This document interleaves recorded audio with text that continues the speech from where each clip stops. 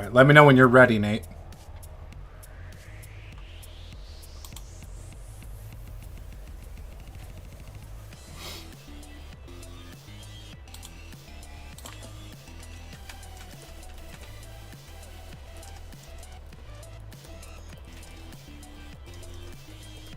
Okay.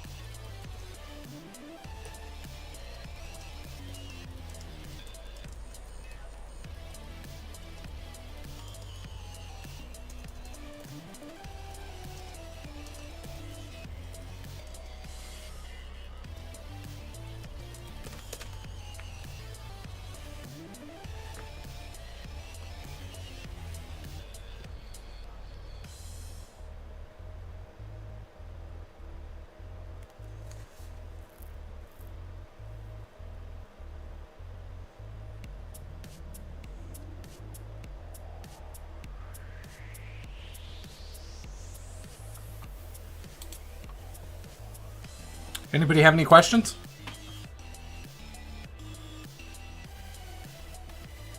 Or not. Doesn't matter. No, I don't know anything about your prostate, Peter.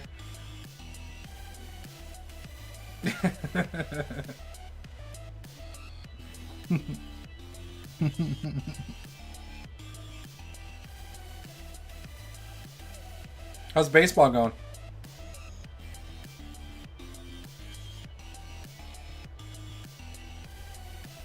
Getting better? Maintaining? Still the same?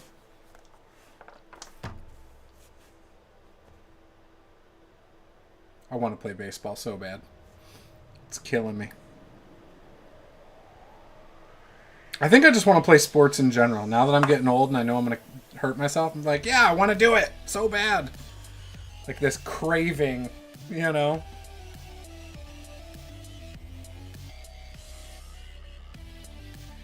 I ran into my stepbrother, who I used to play baseball with at the Blake Corum camp that I took Caleb to.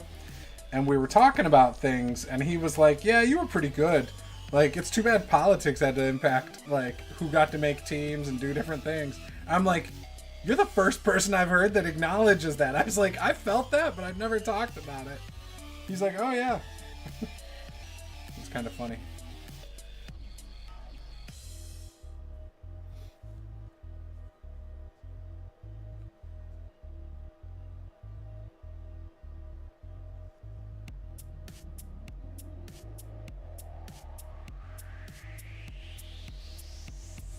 It's about 20-foot cubes. I mean, it tells you how large it is. Yeah, but it's a cube, right? So it's a big square. Like an ice cube. So 20 by 20. 20 by 20 by 20.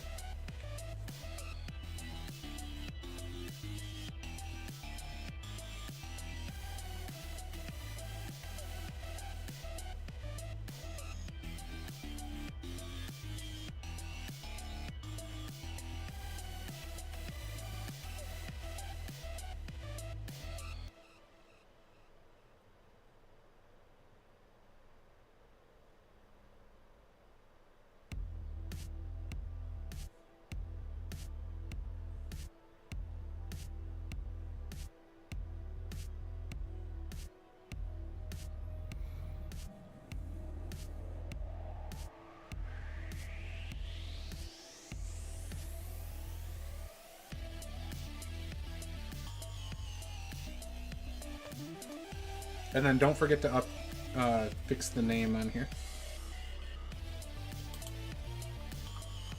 Do you want to level up?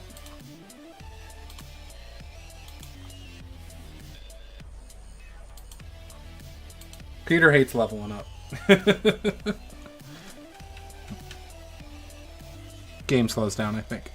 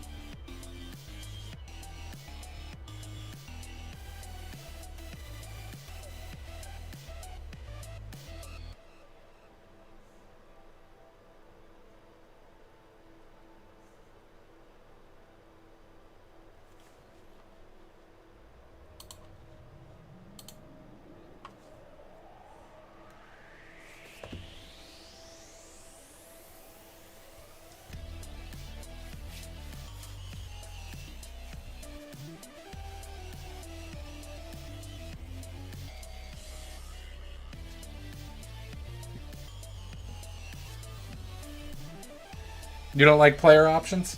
That's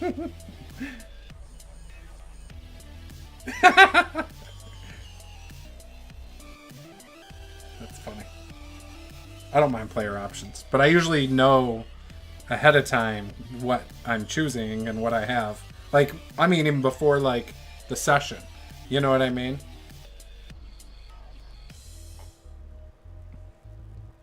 So you had your pick of, like, all the options from 10 different subclasses of monk in the moment?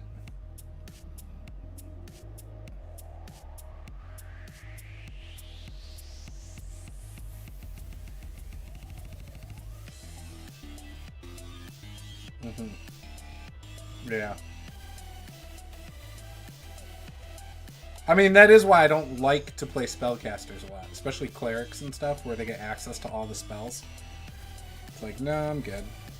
And if I do, I just stick with the same spells anyway. I don't really swap them out. It's very rare that I do.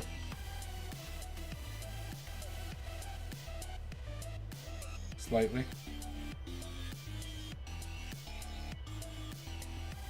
Oh, okay. But you didn't update your Zoom. Yeah, your Zoom.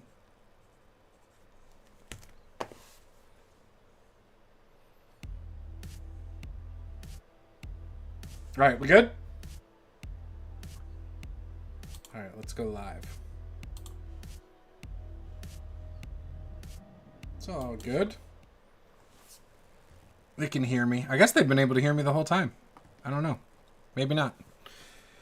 Anyways, we are live. Welcome to Master of the Game. I am Juce, and tonight we are playing what might be the last session with this party. So with that, we'll go around, let everyone introduce themselves, their characters, and then we will do a recap and jump into the game.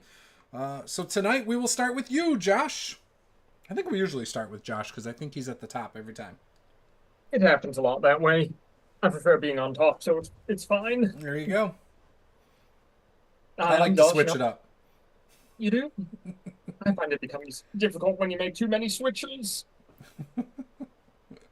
Plus, they get expensive when you buy a bunch of Nintendo Switches, and then the Walmart employee looks at you as why you're scalping all their Nintendo Switches to sell at a higher price. Yeah, we only have one Switch in our house. You see? Yeah, it's a problem, you know. More than one person wants the Switch at a time, and one wants to play Fortnite, the other one wants to play Zelda. It's an issue. That explains so much and so little at the same time. Yeah, yeah. Yes, I'll be playing Betty Sweaver, the sweatiest of Bettys. Whatever. Betty doesn't sweat. Not much, not much. What, She does how? fall for dragons, though. Yeah, there you go. That is painful. Nice. And Betty's a human fighter, correct? Yep, A yep, guard of Elda. yes. All right. Next up is Peter. Oh, wow. Okay, yes. I will be playing Black Trunk, the Treant Warlock Druid. Yes, you will. The smut-loving book reader himself. Hey, it's literacy, man. Don't knock literacy. I never will. All right.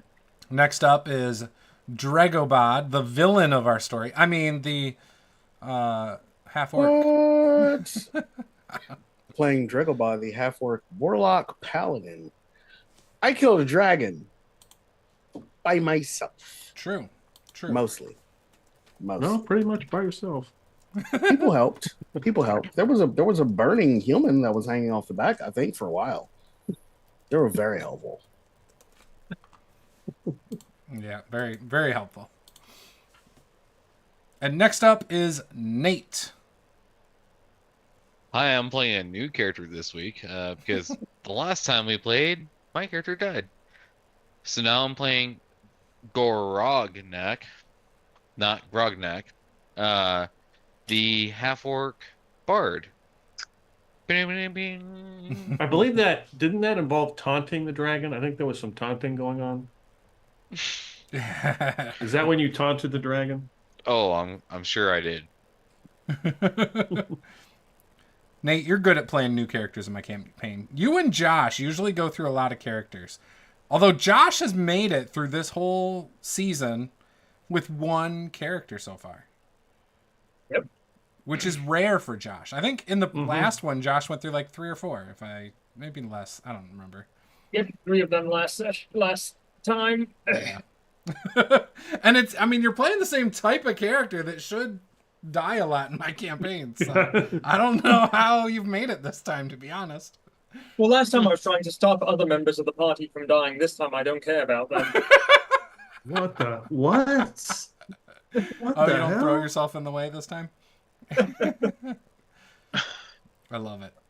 All right. So last session, you guys were at a orc establishment where you heard the resistance was. But before all that, you had passed through and ran into a blind orc with a hairless cat. And you stayed there for the night. And then he had told you where to find the resistance and who to ask for and things like that. So you ended up going to this town after your stay with the hairless cat. I think his name was Grokthar and Whisper the cat. Where you met multiple resistance members in a basement. While you were meeting with them, while Dragobod and Sapphire, or Saphira, I don't know, Sapphire. Sapphire. Yep. We're meeting with the orcs, the orc resistance in the basement. Dragobod's Nightmare, Black Trunk, and Betty Sweaver saw a couple dragons and an orc army that it started attacking the town. And then you guys proceeded to use ballistas and all sorts of wonderful things, and you killed one of the dragons. When you killed the first dragon, he managed to turn into an orc and fall flat on his face dead in the dirt. Another one that you finally killed also did the same thing, and then as he turned into an orc, he still impaled himself on top of a steeple of a burning building and was burnt to a crisp from the fire that he had already brought onto that building. The battle continued for many minutes, even after these 2 dragons fell. Obviously, the orc army looked discouraged.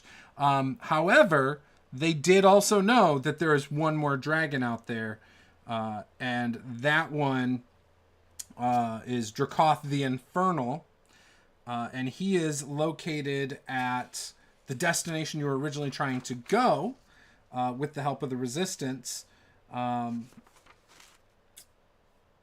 So yeah, and that was kind of where we left off. The Orc army and the Orc Resistance is fighting all around you.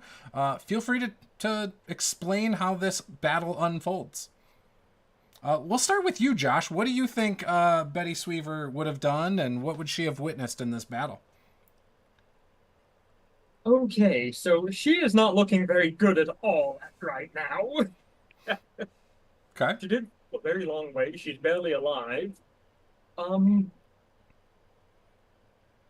And whereabouts, the orcs were just on the outskirts of town, still trying to make their way in, if I recall. Yep, they kind of surrounded it. And so then the Orc Resistance came out, and there was obviously the ones from the basement you guys were in, but there were many throughout that also had weapons. In fact, there was an old lady who ran out past Black Trunk at one point, ready to fight. So a bunch of like civilian orcs just took up arms and were ready to fight back as well.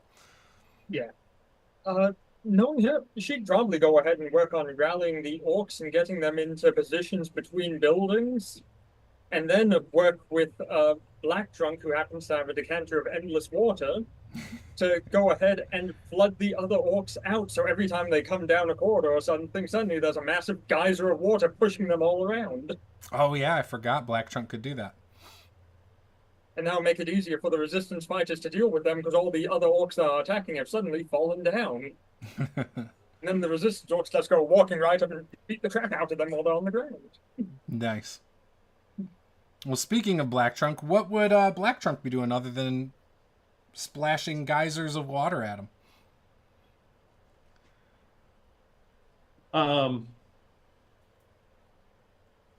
Let's see here. So Black Trunk, so I was invisible. I turned myself into a skeleton, correct? Yes.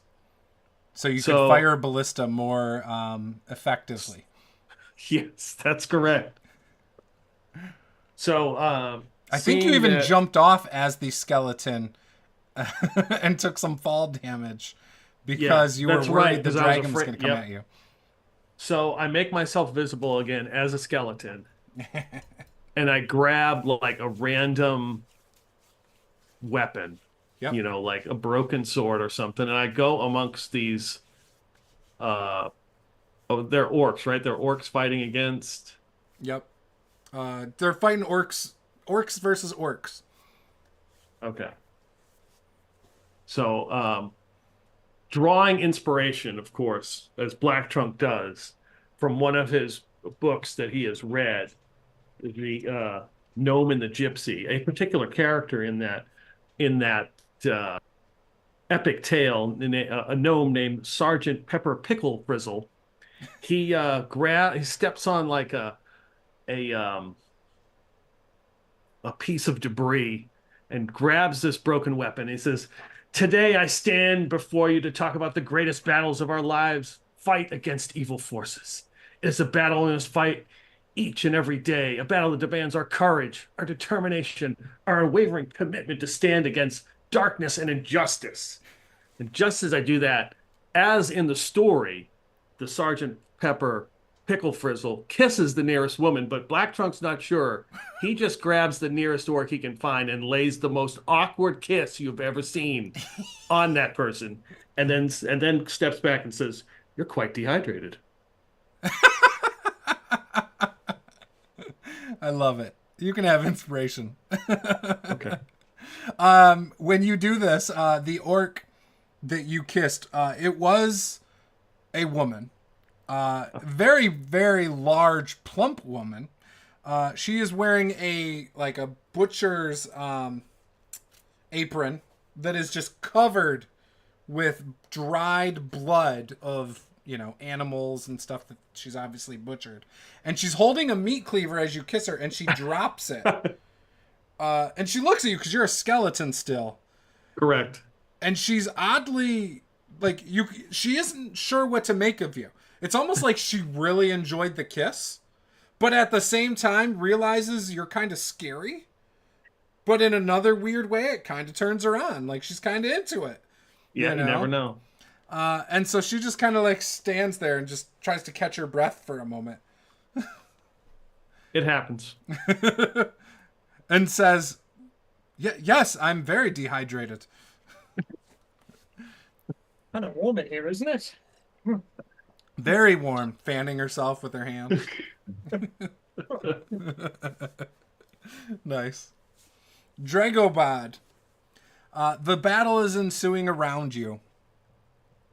You have taken out a dragon.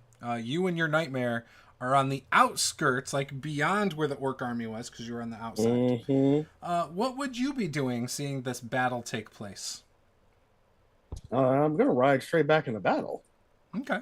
You just start hacking them to pieces Yep. as you come through. Okay. Sounds good. And then Nate, how does Grognak, what does he do seeing this massive battle unfolding? What is he doing while all this is happening? This is a great way to introduce your character in as epic a fashion as you want to. All right. So Grognak is going to look around and just kind of give it like a little head tilt and pull out his hand drums and start making a beat. Boom, boom, boom, boom, boom, boom, boom. Oh, you guys don't know what's going on. And then he's going to start singing a song. And essentially, everybody gets heroism. Oh, all your friends? Yep. So everybody in a 60-foot radius gets heroism. Okay.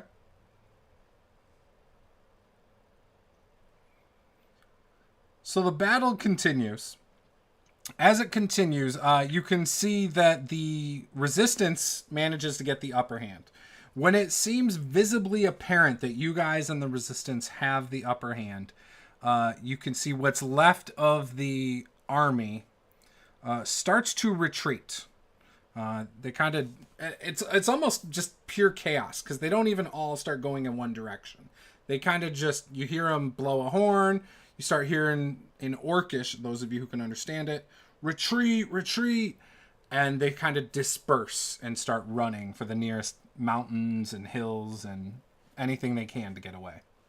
Yeah, so my character is going to be like, just bolstering, like, the defenses and stuff, trying to make it so, they're at ease kind of thing as opposed to freaking out.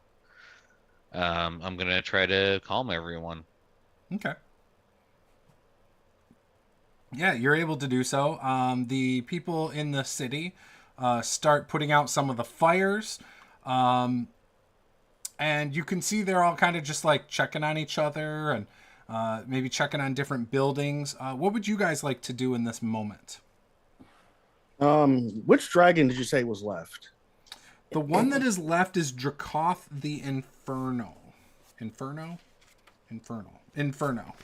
Wait, is he still in the area? No. So you guys killed Vorath and Pyrax.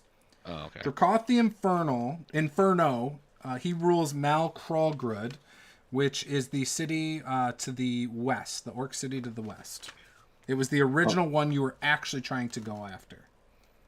So yeah, riding back into the town, I just want to like snatch up an orc that's trying to retreat, and I'm just gonna kind of be like dragging him along and just lift him up just enough to yell in his face, just to like yell in his face, "Tell your master, Pyrex has fallen by my hand.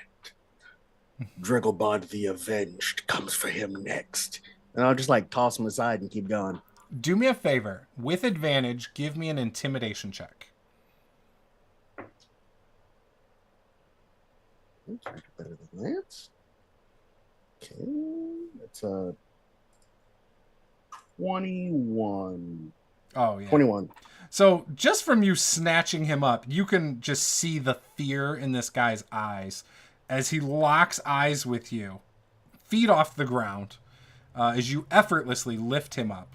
And You almost, as you're saying this, you can see, like, or you can feel him trembling in your hands, and that's not just from the bouncing of the horse galloping.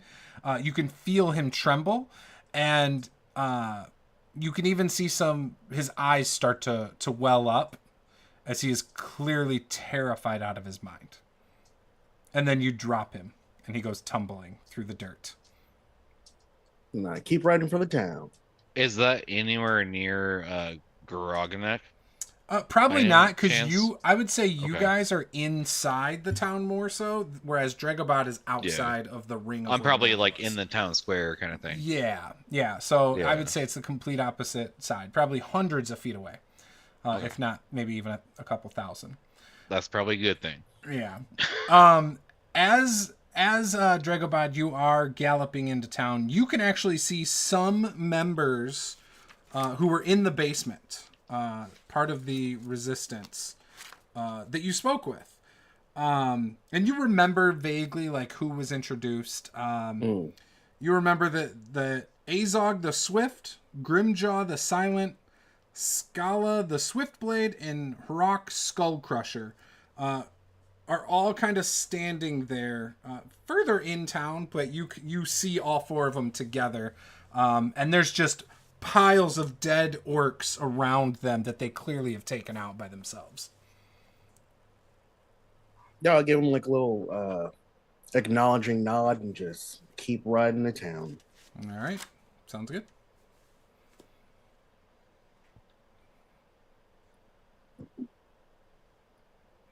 All right. So, Betty Sweaver and Black Trunk, you guys are more in the center of town near Garognak. What would you guys like to do in this moment? I think, like what Betty said, that Black Trunk would pull out the endless decanter of water and Okay. use it as a guy and start blasting. Start blasting. Some of the fires. Yeah, some of the fires, and if there were any, well, I guess if they're retreating, then, definitely just taking care of any of the fires in the town and pulling people out. You notice some of the orcs, as they notice you are in skeleton form, they appear as though they almost want to fight you. Like they're ready at any moment, but they're not making any hostile movements towards you at this time.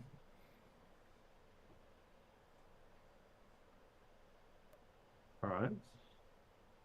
He'll be fine, I'm sure. Yeah. Garognak, what are you wearing? How are you dressed? I am dressed in a noble suit. But I have a two-handed battle axe in my hand. Well, Okay. on my back anyway. Okay. And I have my drums I beat on. So Where they're would kind of you- like hanging off my neck kind of thing. Where would you say your character is from?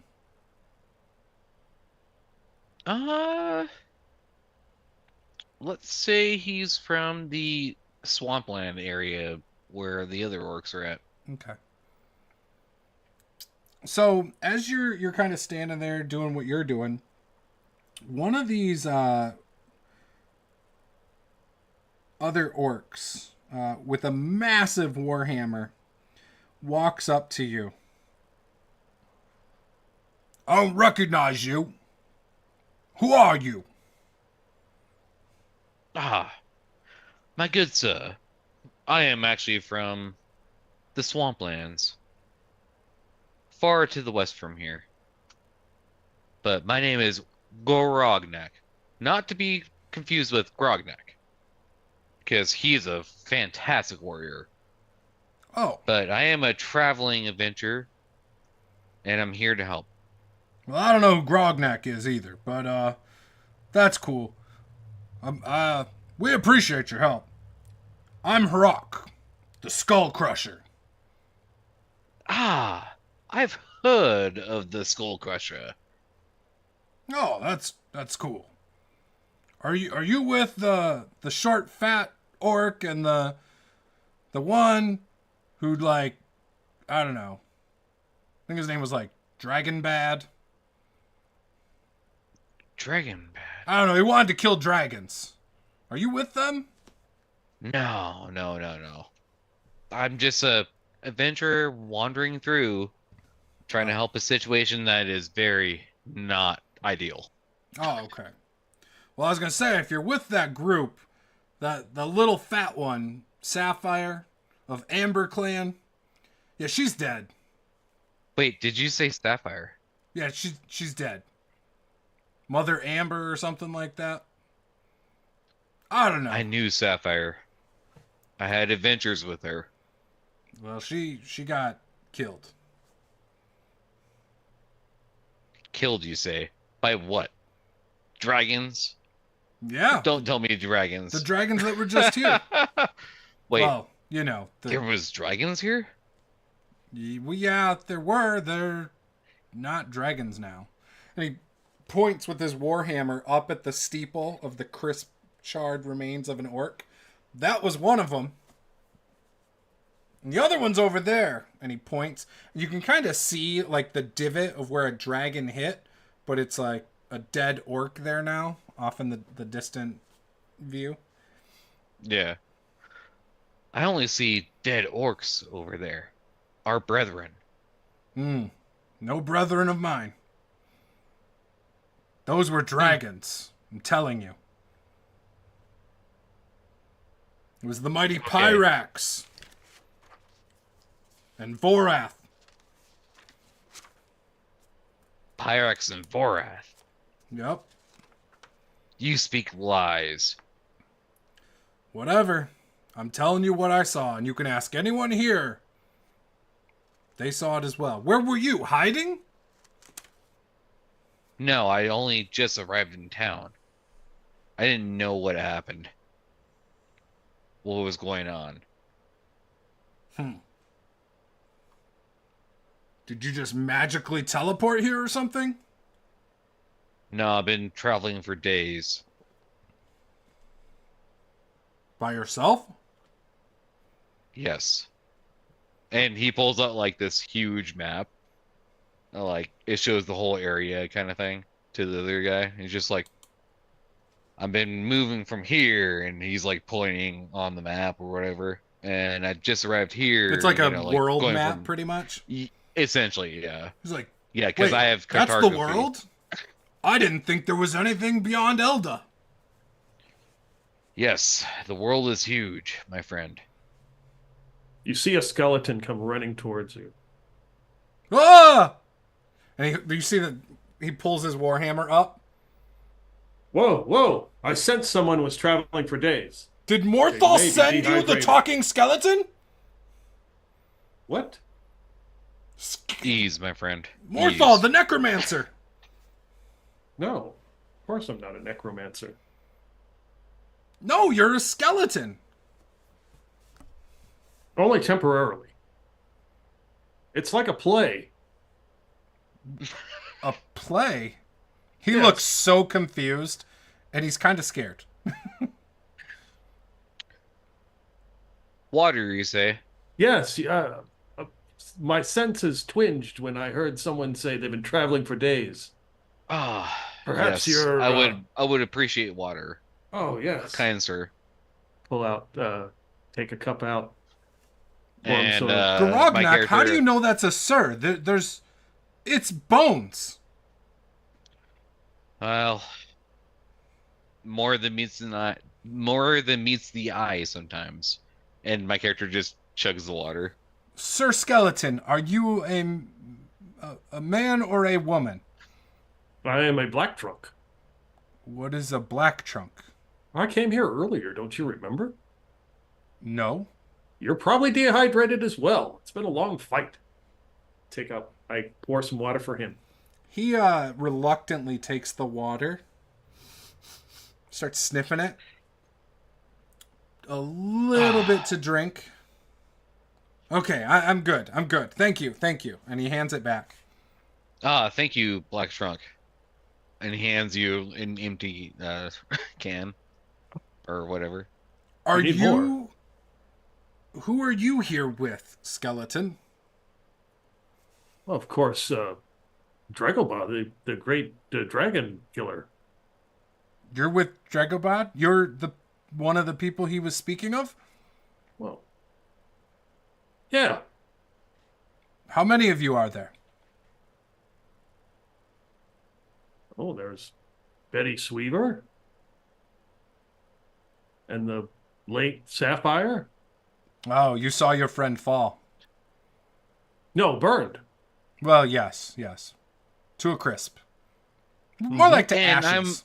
I'm to believe that he or she got burned by fire from a dragon.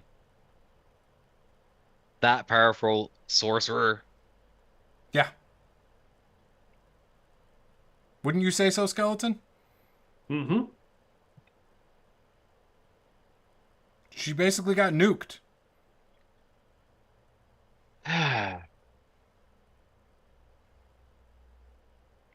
Fine. Look, her body is must- over by the tavern, I believe. We must What's left send of it. everyone off who all died from these quote unquote dragons. Yes, they will be given a proper burial. Well, Mr. Skeleton, Azog does know how to get to Dracoth the Inferno.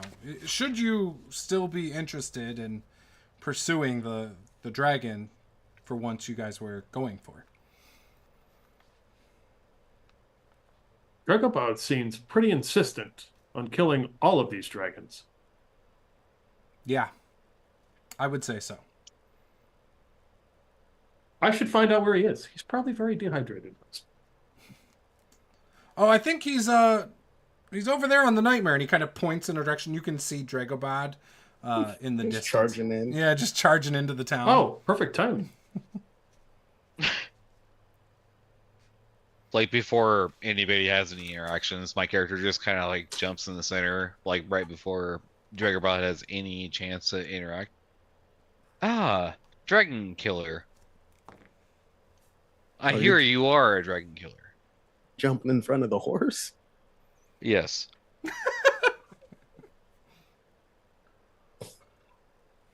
Like, how far in front of the horse are you jumping? I don't know, probably 10 feet. Oh yeah. That's hard to stop, man. Question is, do I want to like hit the brakes and then I fly off? Pull the emergency brake. You will fly off. You know writing.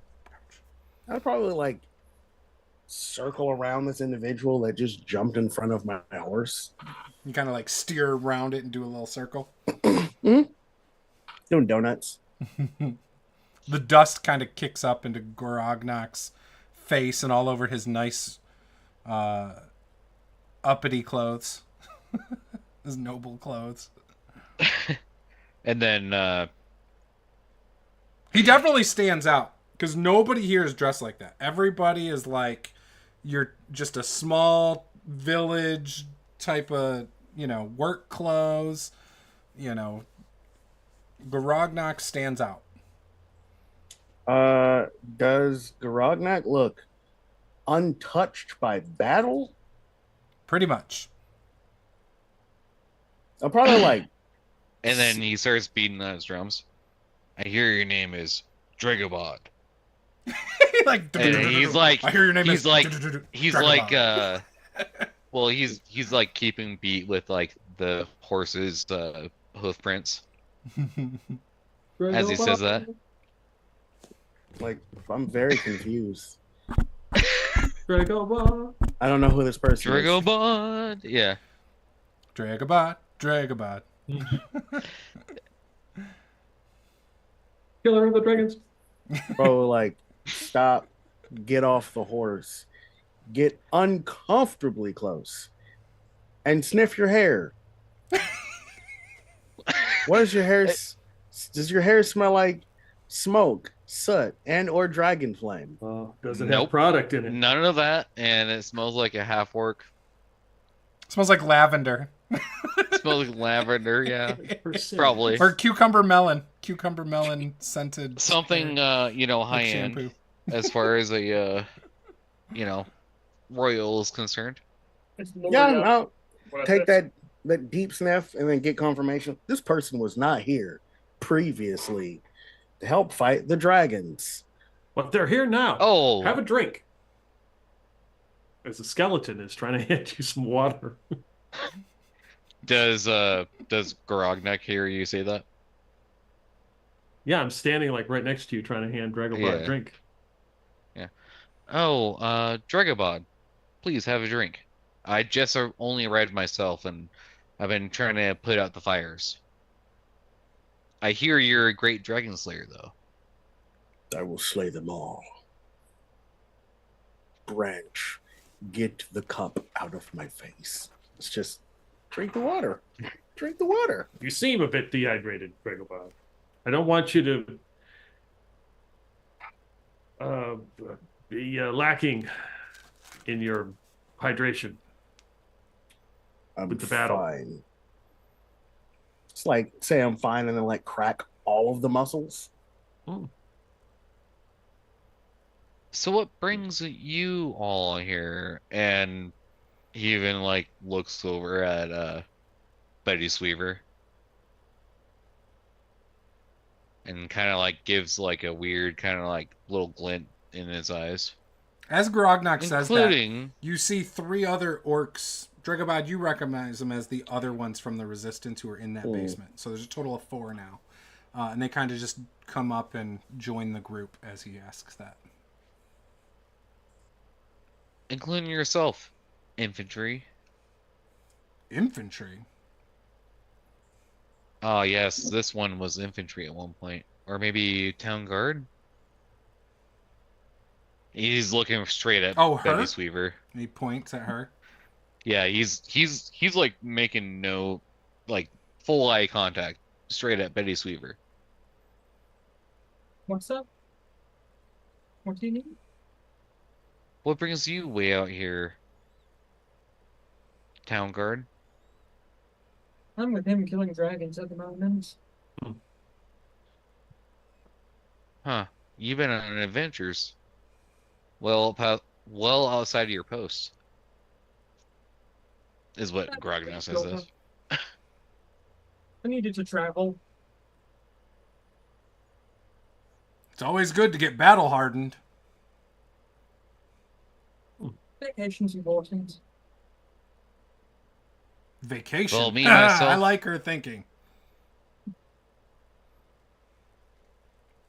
I'm just a traveling mercenary.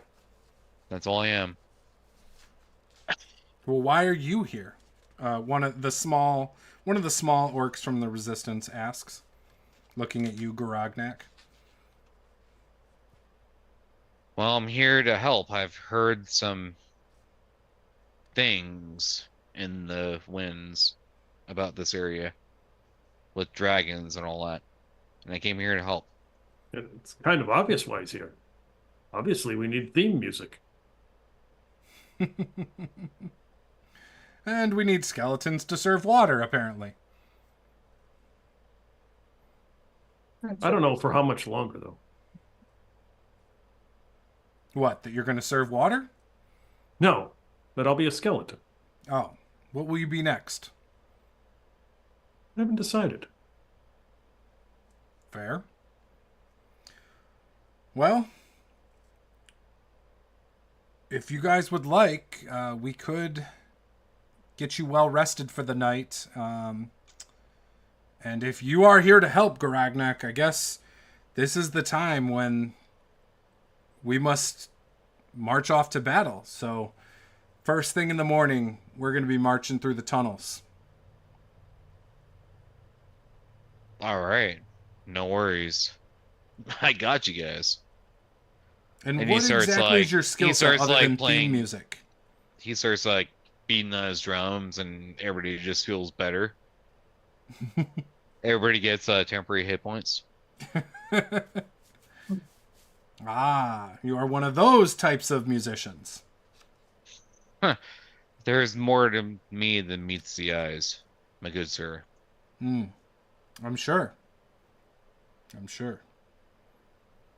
Yeah, everybody gains 9 temporary hit points in a 60-foot radius. Okay.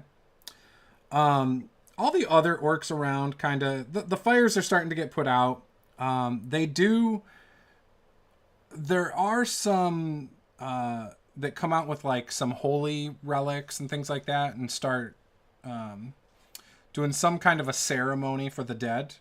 And so everyone gets real quiet, but then like the religious leaders kind of lead it, and everyone just kind of stands there with their heads bowed for a bit as some songs are played and things like that.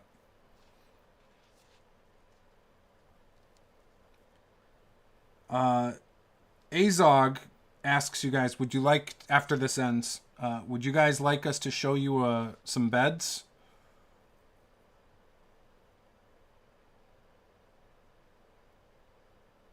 I mean, I'll look at them, sure. And he looks at you, Garagnak, Dragobot, and Sweaver. That might be a good idea. It is getting late.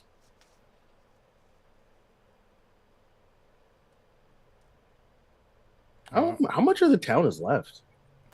I would say about half of it, but with the amount of people who died too, more than half are gone. All right. So, well.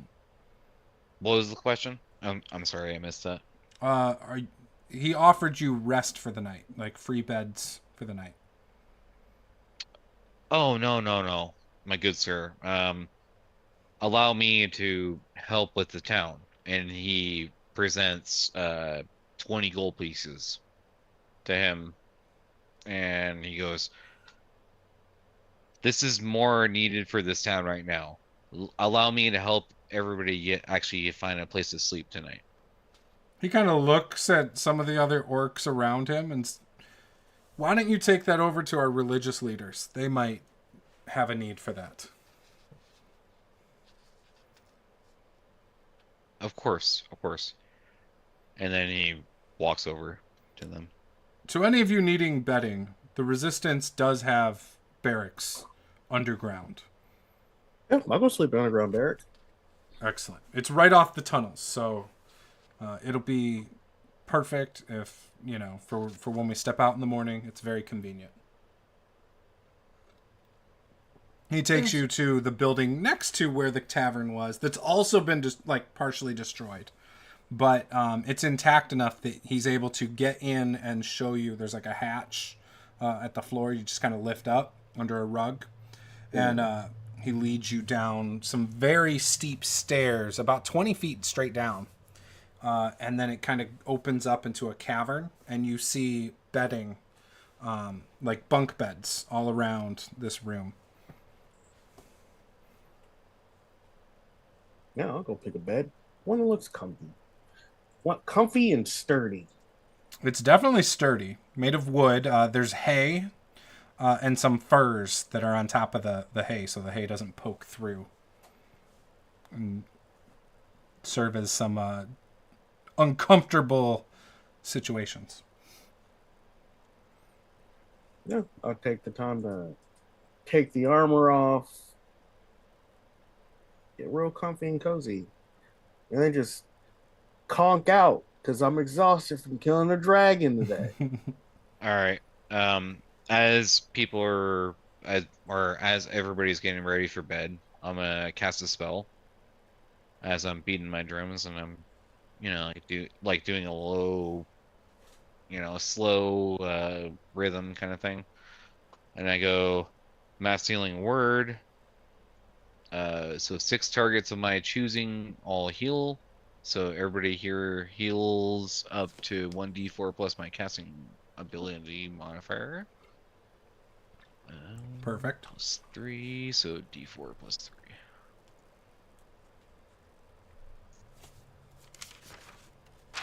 Oh, there we go.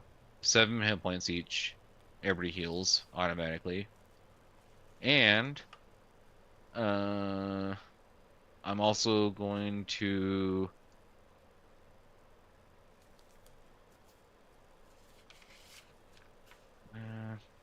Probably not even worth it.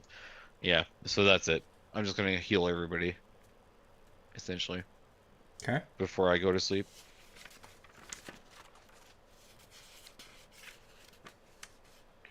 You are able to do so. Throughout the night, you see some of you who might be a little bit restless sleepers, and probably definitely Black Trunk, because Black Trunk wouldn't be asleep. Orcs, the 4 orcs, Azog, Grimjaw, Scala, and Harak, they come back to the barracks with like weaponry and different things that are clearly off of orcs who have fallen in battle, and just kind of start putting them off. There's like another room off of the tunnel right here. They kind of just take it in there and put it away.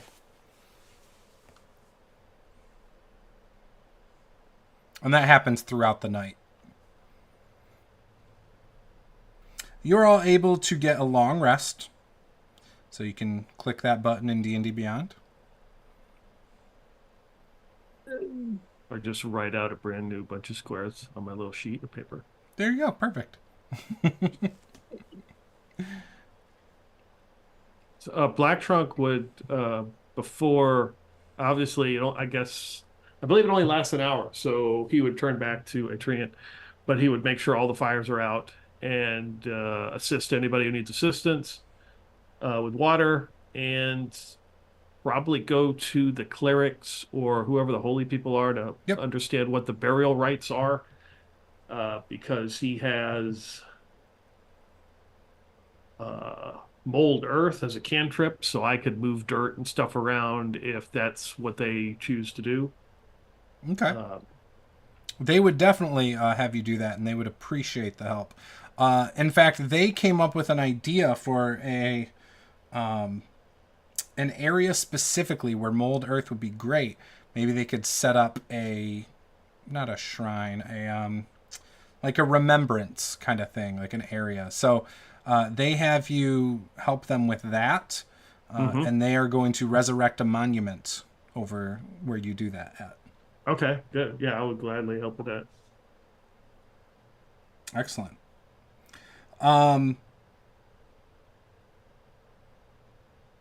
So the 4 remaining resistance members, they approach you, Betty.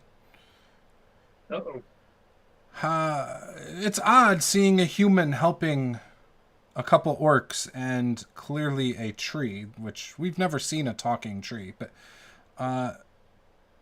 is there anything we can do to help you in your guys' fight? Other than show you how to get there, which we will do that today. Well, if you have a way of stopping the dragon from flying. We have some lances and spears in our armory. Is there anything you can think of that might help other than that? Well, let me see here. Any armor you might have that could be of assistance would be great. Just in general, the main goal at the moment is to stop it from being able to fly and get away from us. Once it's on the ground, we can deal with it quite effectively. Mm-hmm. Unfortunately, the problem is that it doesn't stay on. They don't tend to stay on the ground. Well, Muck did have fire-resistant armor. Unfortunately, the building collapsed on him, so he died from that and not the fire itself. But would you like his plate mail of fire resistance? Certainly. That could definitely help. I think someone last night brought it into the armory. Just give me a moment. It might be a little big for you, but I believe it magically attunes to its wearer and fits them properly. All right. We can definitely give it a try. He says, actually, come with me. And he takes you to the armory if you want to go with him. I will go with him. Okay. When you walk into this room, it's not lit. So I'm assuming because you are human, you've had like a torch or something. I do, in fact, have a bullseye lantern. Perfect. So as you walk into this room, you can see all sorts of weaponry along the walls, and straight ahead are like I don't know what they're called, but I'll just call them dummies. Bunch of dummies that have different armors on them. And there's one in particular that definitely stands out as the armor he must be talking about. It's plate mail, obviously, but it has rune symbols all over it, like around like decorative rune symbols all around it that give it this appearance that's very unique. Okay.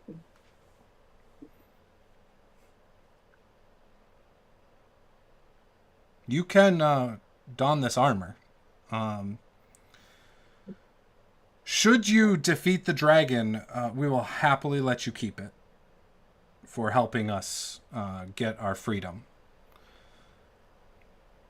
Should you not defeat it, and we find out you went somewhere with our armor, we will get it back at whatever means necessary.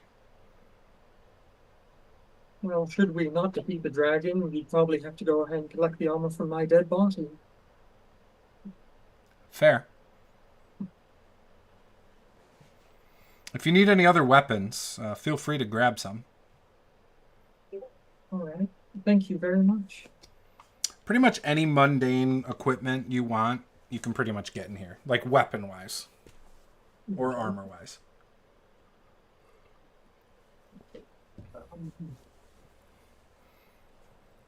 Dregobod, what are you doing as Betty went off to the armory? Black Trunk is helping the religious folk. Wake up, put my armor back on, figure out like just how far we got to travel to kill this last dragon, and then try to figure out just what kind of help these people are going to lend. Okay. So the resistance, you're probably in talks. So there's one of them that just doesn't talk. He just sits there, he's sharpening blades every time you see him. He just real quiet, tries to stay back in the corner. There's another guy who, so that was Grimjaw, by the way, who doesn't talk. That's why he's called the Silent. Scala, the Swift Blade. You can also see he's always checking his sword, like always grabbing his weapons, making sure he's got them all, like so he's not forgetting things. But he does seem pretty aware of everything at all times. Azog is the one who just took Betty to the armory. Azog is the one who's clearly taken up the leadership role now. And Azog would be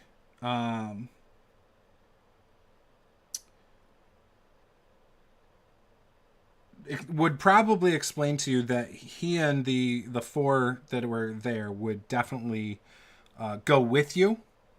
They're willing to give you any equipment from the armory. They Okay. if you need anything that's not considered weaponry, they can probably get it for you if they have it in this town. You just have to let them know.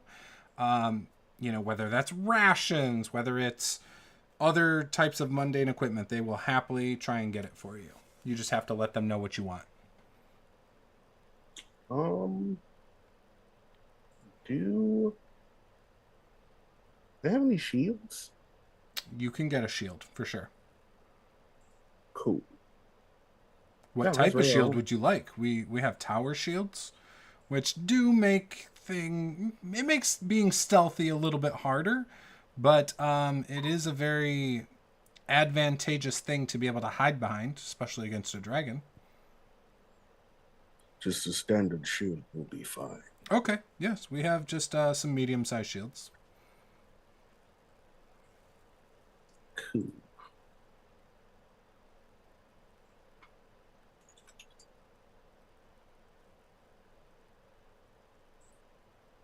Yeah, that's really all I needed. Okay. Black Trunk, the religious people give you some potions. They also give you some holy water.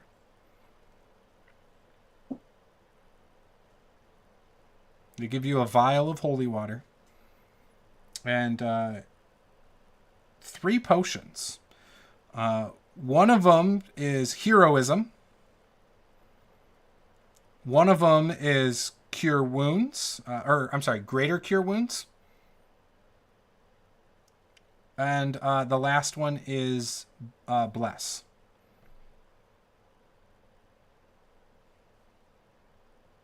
And they're single use, obviously.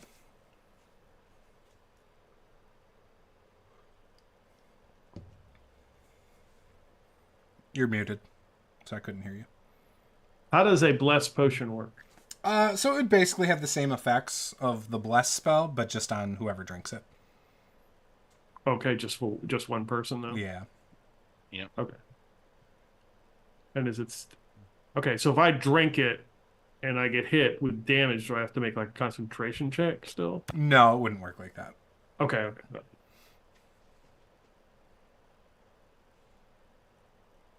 Oh, okay. Garagnak, is there anything you would need before stepping out? Mainly just maybe some potions or whatever. Probably some healing potions would be fine. So they are willing to give you 2 regular potions of cure wounds.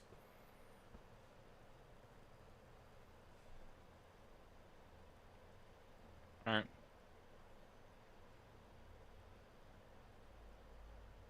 All right.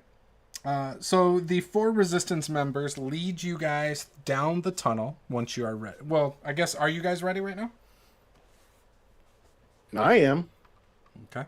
I mean, if Gregobot's ready, we're ready. Okay. Yep. All right. They start leading you down through this narrow tunnel.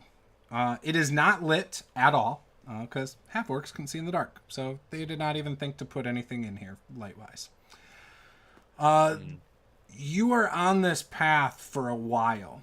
I would say hours. And it kind of winds a little bit. You can feel for a while that you definitely are going deeper underground for quite a bit.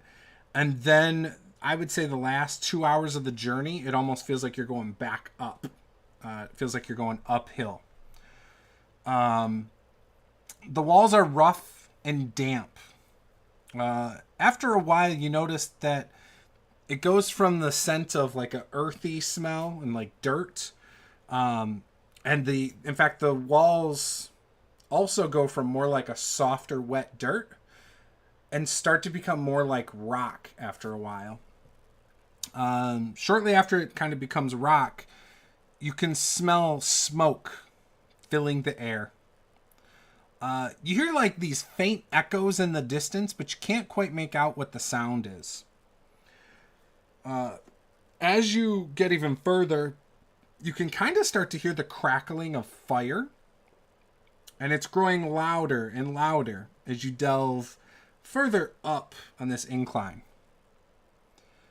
Eventually, in the distance, you can see the 4 resistance members stop you, and they kind of do some motions to you, implying that the opening is just ahead.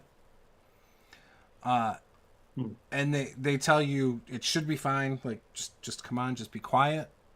It'll open up into a cavern. Let's just go. I'm sure we'll be fine. And they lead you up, and you can see it does open into a cavern. And there are large rocks throughout this cavern. And you can also see a fiery glow on one wall of like a waterfall of molten lava that just falls straight down. And they turn to you and they say, "This is it. If we go out near that waterfall, it winds up the spire to the top, and you'll see a large flat ground, and that's his actual lair." How would you guys like to proceed?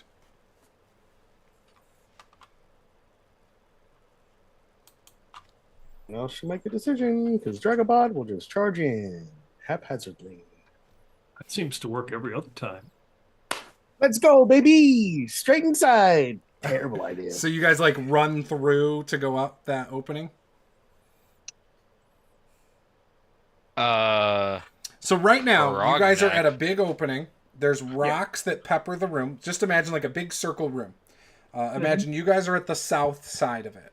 Okay, just for simplicity. The water, the cascading lava is in the northeast side, and the opening to go up and around the outside is east. And you guys are in the mountain still. There's no opening to the sky, really. Peek the head in and just see if we see the dragon inside there. Give me a perception check, Betty. Okay. Decent of these. I'm +5. That is a 12 and 17. When you peek up and in, you can see that where the waterfall kind of comes out, there's a large opening that is definitely big enough for a dragon to come in here. But you do not actively see a dragon in here. I don't see the dragon in here, though it's definitely big enough for him to come in.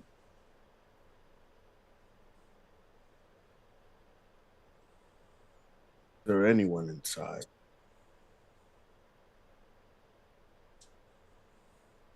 Azog tells you, I don't see anything. I don't even see the kobolds. Are there only kobolds? Well, yeah. Normally there's kobolds at every dragon lair that we've heard of. How far is it? Across to the other opening? Yeah, to where... Probably about 75 feet to go to the east spot. Okay. It's probably 140 feet across. Okay. This cavern is. And the ceiling is probably 80 feet tall. I'm gonna send Doom in. Just do a little clip clop scouting.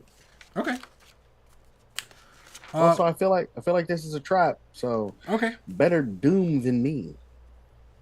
There's no kobolds. There's rocks all around the perimeter. It sounds like the kobolds are going to drop the rocks on us if we go in there. You send Doom in. Doom's like clunk, clunk, clunk, clunk, because it's kind of a hard floor. I want him to be obvious as hell. Oh, okay. So he's real loud. Mm-hmm. Okay. So he's in there making noise. And as he does, from the east side of the room, that small opening, you see what look like armored kobolds come rushing into the room, and they start throwing, not throwing, they're slinging like rocks with slingshots at this nightmare. How many hit points does the nightmare have? I will dismiss him as soon as I see the kobolds come out. I just wanted him to trigger whatever trap they had. That's it. Okay. I'm going to have to recast the spell to get him back, but he won't be necessarily mad at me.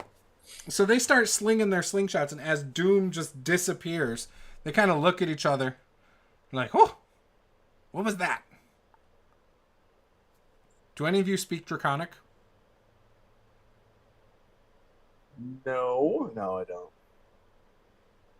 We had someone who did. Nobody does, though. Let's say, hypothetically, I don't. Then you don't understand what they're saying. Excellent. And they turn around and start to walk out the right side of the room again.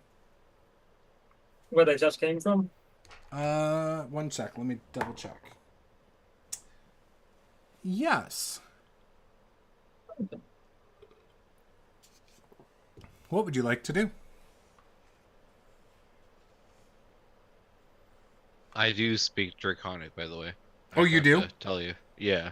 Okay, so then, Garognak, you hear them say, what was that? I don't know, it's not here anymore. Well, I guess we don't have to tell the boss then, because it's not here. And then they, turn around and walk back out. And then I relayed that information to them very quietly. Yeah, it seems like there's some Draconic entities down there. Yes. How should we Kobolds. proceed? What did they say? Well, they said, "What was that?" And then they walked away. Essentially. Did they speak of their master? I don't know exactly. How well armored did they look? It looked like pretty good armor, like for kobolds. Probably you would assume plate mail on kobolds. They also had shields, and they had short swords. So it might pose a bit of a challenge, but it only takes one to talk. Yep. Well, I mean, we're here now. I said we go inside. Should we just head towards the tunnel the kobolds came out from? At least if they're there, we can take them out in a smaller number each time they pop out.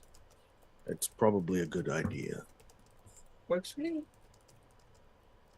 Just, I guess just start heading around the wall section quietly as I can to make it to the area where the kobolds came out of. So you're gonna come out and try to work along the wall to that east side? Yeah, so I'm not blatantly obvious. Okay. Are you leading the group? If they want me to, I will.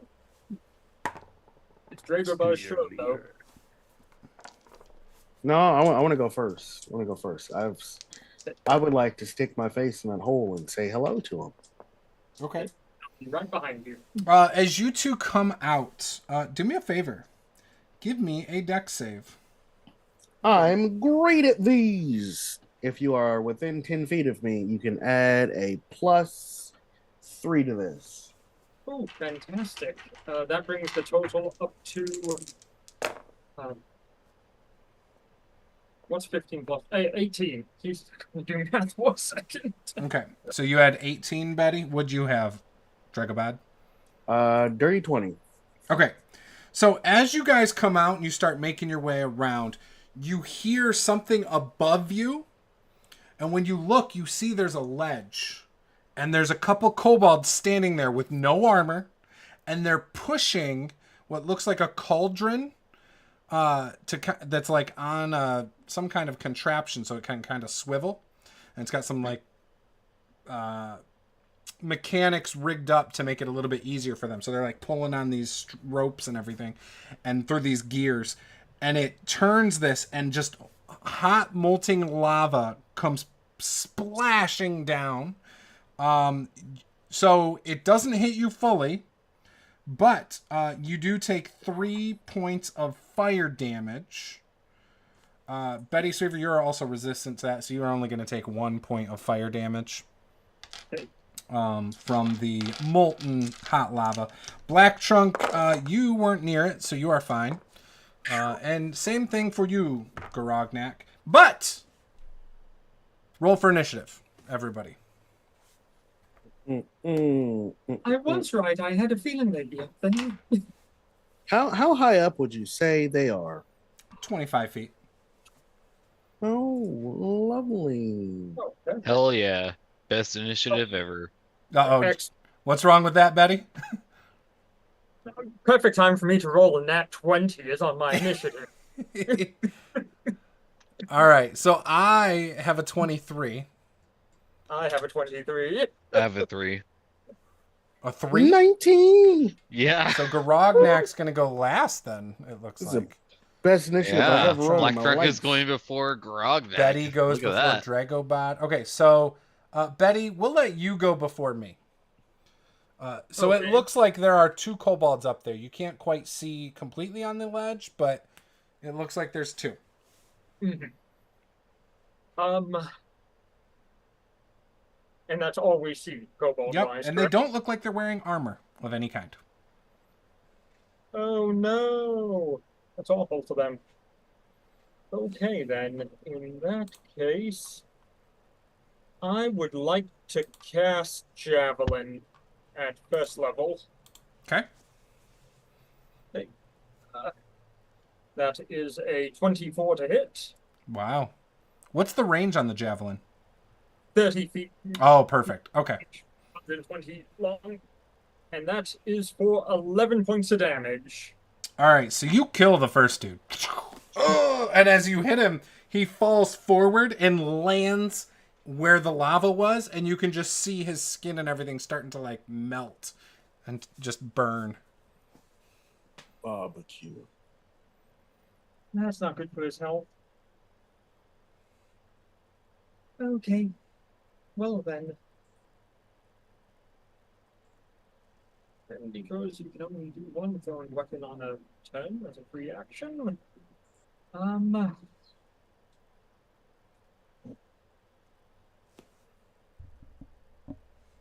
Yeah, that's. I'm gonna go ahead and use the rest of my 30 feet of movement to keep moving closer to the hole the kobold should be coming out of. Okay. Yeah, you can get fairly close. Okay, great. And I will end my turn. All right. So the other kobold that was up there, you can see he kind of like turns and goes out of sight backwards towards the wall, so you can't actually see him now because of the angle. And all of a sudden you hear as a loud horn must be blown. And then right in front of you, Betty, you see a couple kobolds come rushing into the room again with their swords drawn this time. One closes the distance with you and attacks. He's closing the distance. He's going the distance. 15 misses, I'm assuming. Yes. Okay. Second one comes in. He closes the distance. He gets advantage. Well, the one that attacked me, I'm going to use riposte on him Okay. as a battle master and attack him. All right, go ahead. Okay. And that's 9 to hit, so that is a 23 to hit him, Okay, you hit him. and that is for 14 plus the D8, which is. Uh-oh. Oh, this is all messed up. Yep. Roll. Oh, 20 points of damage to the first one. All right, so you kill him. Oh, excellent. Dead. All right, so the second one comes in, does not get advantage now. He's going to miss as well. Third one comes into the room. He's going to attack with advantage with his short sword. That is a crit. Yes. For 10 points of damage. On who? That is on Betty. So 10 points of damage on Betty. They got above 20, I take it. What's that? They got above 20 to hit. He had a nat 20. It Okay. was a crit on that one. So that was the third one. Fourth one enters the room, attacks with advantage. And that is a 21. That hits. So he will get 5 points of piercing damage. And that is their turn. Dragobad. How many kobolds are? So there are Down here. 3 in armor that you see. You know there's one above you at least. And that's it right now. Is there a way for me to angle a cone to hit the 3 kobolds and not hit Betty, or are they all, or is Betty surrounded? Let me roll my yes/no die. Oh, I don't have that with me. Oh well. I wouldn't worry about it. Betty's No, you will hit Betty if you try to get all 3. Don't You worry can about get 1 in any way, shape, or form if you do the cone to avoid Betty. But you can't get more than 1. Oh, like burn this. on that. So It's like there's one on each side and then one in front of her. It's like just okay. perfectly in position to screw with your cone. I did leave it up to die rolls though too. I wasn't trying to be a dick. I will then. Yeah, I'll just move in and just take 2 swings, 1 per kobold. Okay.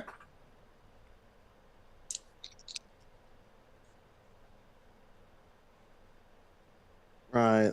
For 1 kobold, there's a 29 to hit. And then That the other hits, damn. one, the other one is a 13. 13 misses. Okay. The one that hits is going to take. I'm going to burn a charge from this sword. Shocked. 5, 13, 13. 18 points of damage, and then 5 of that was fire. All right. So you kill him. Do me a favor. Give me a wisdom save. Oh, I'm great at these.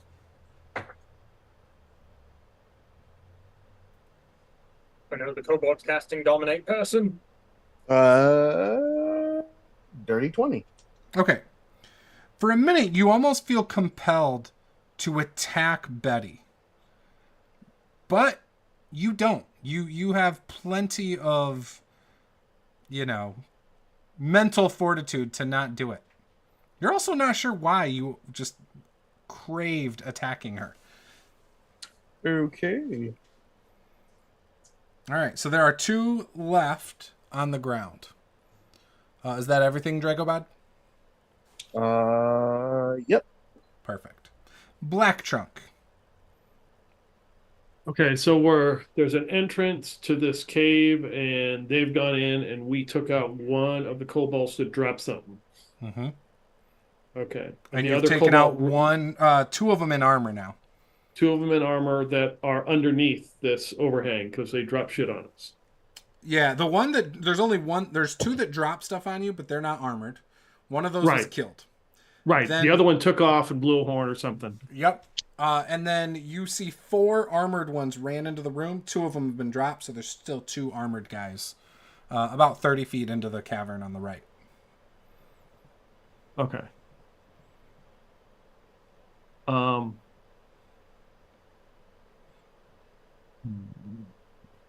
Do I notice where they drop stuff? Do I notice what else they're going to drop? So give me a perception check. Not with an 8. So it looks like you see maybe one, like you see one contraption where the cauldron's like turned, right? But you see at least one other one that's not been turned yet. That's between the big opening and the doorway over there. In fact, it's pretty much right above Betty and Dragobad's head at this moment.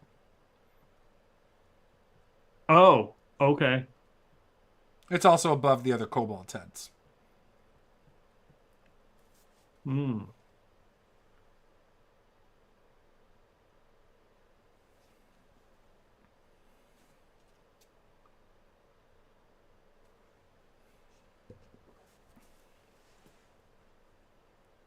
All right, I'm going to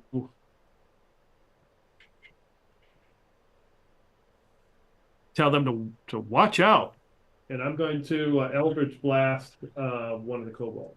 Okay. If I can do said thing.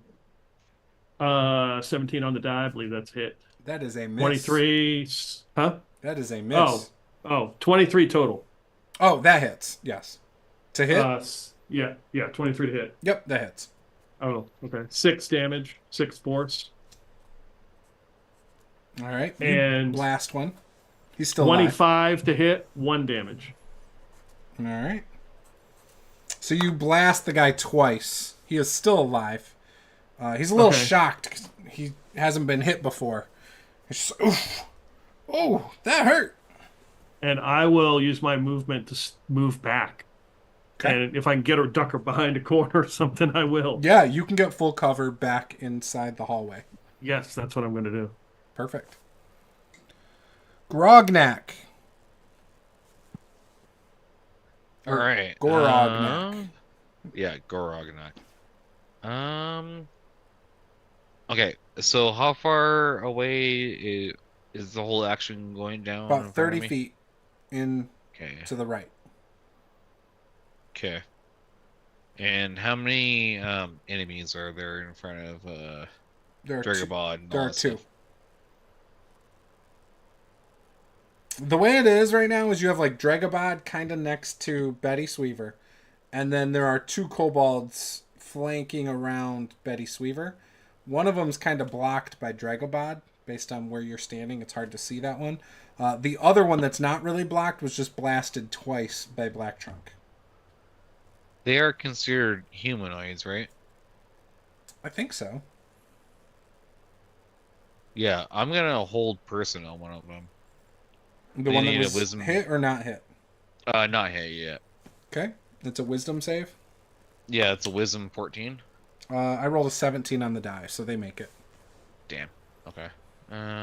Otherwise, I'm gonna use my bonus action to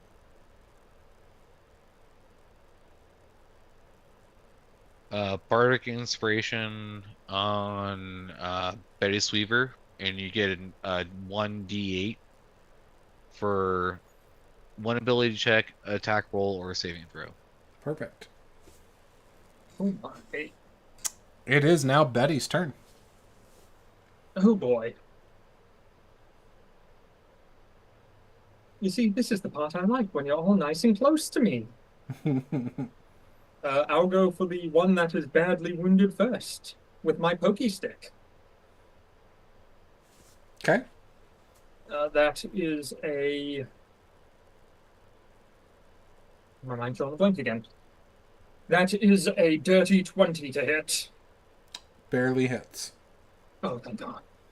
Okay, and that is for 13 points of damage. And this is the one that was hit by Black Trunk? Yeah, the one that was already wounded. Yep. You drop him. Excellent. Turn to the other one, just spin the spear around and stab at that guy. Okay. That is that's a 23 to hit, Hits. and that's for another 14 points of damage. Okay. And then So you stab him. And he kind of like takes a step back. then bring the pommel of the spear backwards and slam it into him with a bonus action. Okay. That is another dirty 20 to hit. My God, I keep Hits. rolling 8s on this thing. And that is for another 8 points of damage. All right. So you kill him with that one. Okay, perfect. You feel you hit him just right in the face. You can feel the bones crunch from your staff, and he just drops. I look down the tunnel and see how many more kobolds are down there. You don't see any, and so looking, so where you're at, you can kind of see the opening on the east. It looks like it goes out to the outside of the mountain, but then there's like a walkway slope that you can see kind of start to go up, but you don't see anything out there. In that case, I'll move away from the wall and more towards the center of the room. Oh, okay. You don't want to go out the exit on the east side? That's the one that's too small for a dragon to get through, correct? Correct. Yeah, in that case, no, I'll start making my way towards the one where the dragon could get through. So that's up at the top, and that's like basically the only opening for that is where the lava is flowing out. So it's a hole where the lava's flowing out. That's the only way. So this area, okay, so this is the only other hole here that we see, is this correct? Yes. So there's the big hole you guys came through. Yes. There's the smaller one on the east wall that's probably 9 feet tall. Okay. Then 80 feet up the molten lava waterfall that's going through the floor, by the way. There's like a big opening up there where a dragon could come through if it wanted to. In that case, I need to make my way deeper into the room and taking the way upstairs. Okay. So you can get all the way to that opening on the east side. Okay, I'll make my way there then. Okay. Yep. When you get there, you can see outwards. So basically, looking out the 9-foot opening, you can see down. There's like it's dark outside. Clearly, the smoke from this volcano kind of billows all over this area. And so there's no sunlight that really comes through. You can see a town that goes around this mountain. There's a way down. It looks really rough if you were to like try to go down towards the town. Looks dangerous. The path upwards looks a little bit more sturdy, and you can see it kind of goes up and winds around the mountain and out of sight. Like it goes up to the top. Okay. All right. It is now their turn. So you hear in this room, "You never should have come here," in a very familiar voice. It sounds like the necromancer you guys defeated a few sessions ago. Uh-oh. SpaghettiOs. Meanwhile, up above Dregobad, you hear, and you look up and you can see the rope being pulled by that other kobold, and the cauldron is turning. Give me a dex save, Dragobad.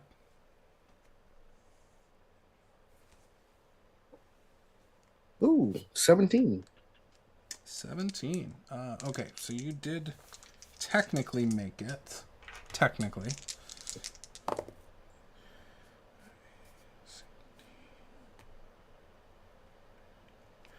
You still take 8 splashing damage.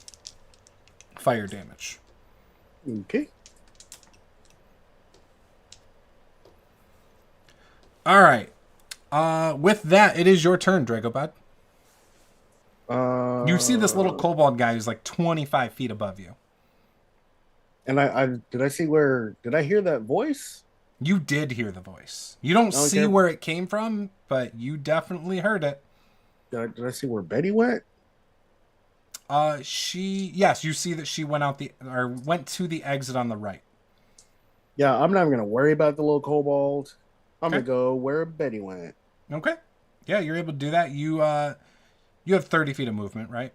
So you see the same thing she saw. You can see outside. You can see the little town way down below at the base of the mountain that kind of goes all the way around it. You can see the trail that goes up and around the edge. Is that your whole turn? I'll use my action to do divine sense. Do I pick up any celestial fiends or undead within 60 feet of me that's not behind total cover? No. Okay. Bonus action, form of dread, and I'll go into my Ghost Rider form. Okay. That's my turn. As you made your way to the right side, none of you even seen, but the other 4 orcs were in the room through all this happening. They were like shooting up at some kobolds up on the ledge. There's an arrow drops the kobold that just dropped that cauldron on you, Dragobad, and you see that kobold die.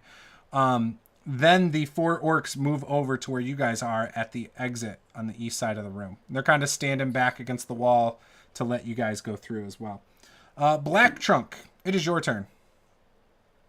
Okay, so I am not going to attack that kobold because he is dead now. Yep, there are no more kobolds in the room. In fact, the other 4 resistance orcs are like, clear!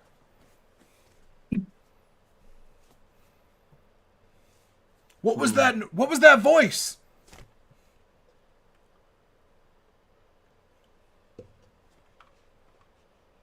Is he asking just any of us? Yeah, he asks any of you guys what that was. That was the necromancer. I will kill him again. Oh. Permanently. I didn't know that the necromancer would be here. This is tough. All right, what are you doing, Black Trunk?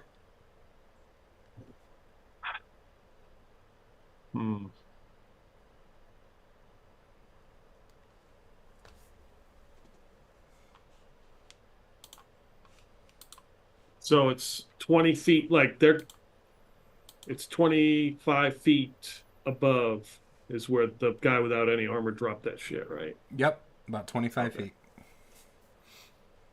Okay. Do we know what these other orcs who are with us are going to do? Or is it No, kind it of seems like they're tagging along with you, though.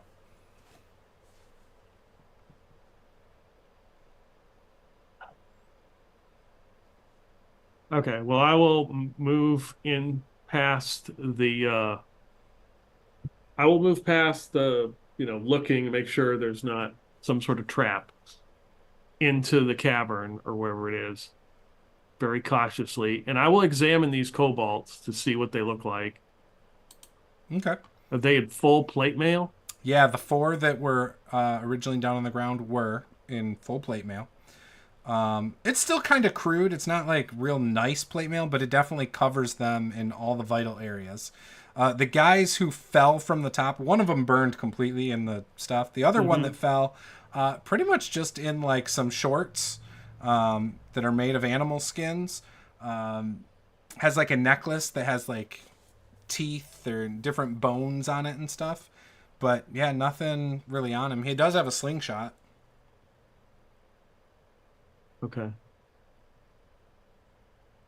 So I am going to use my wild shape and turn into a cobalt.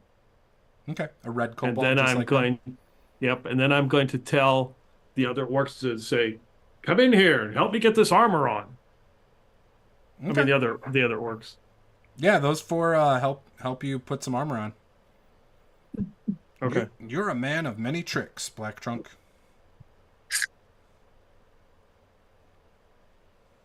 It's like my hero, Sergeant Pepper Pickle Frizzle. Can you speak draconic?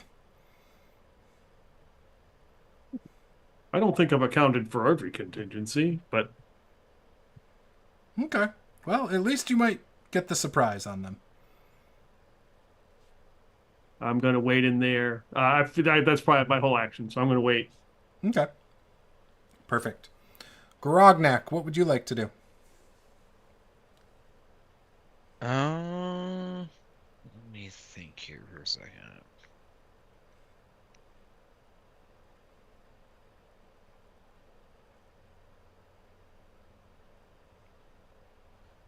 Um,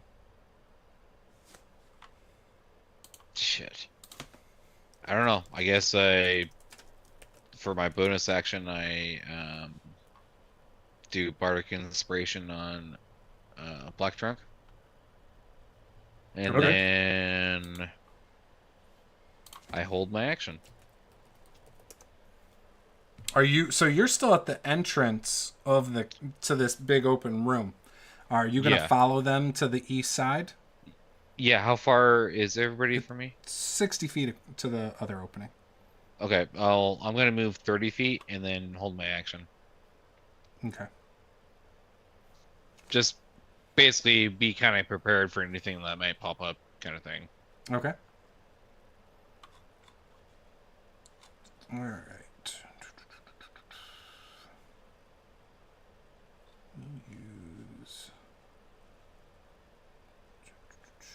Use that. Okay, perfect.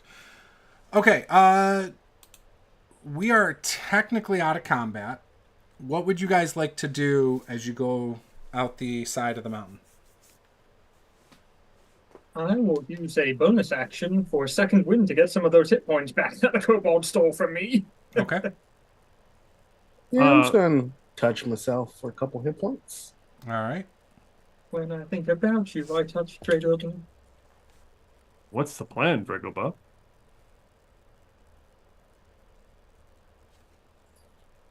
Find the dragon, then we kill it. What was that voice we heard, though? What was that? That. That sounded like a necromancer. Yes. I killed him once. I'll kill him again. I believe you.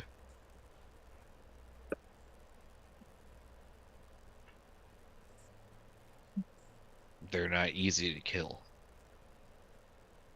I shall from kill what I him understand. over and over and over again.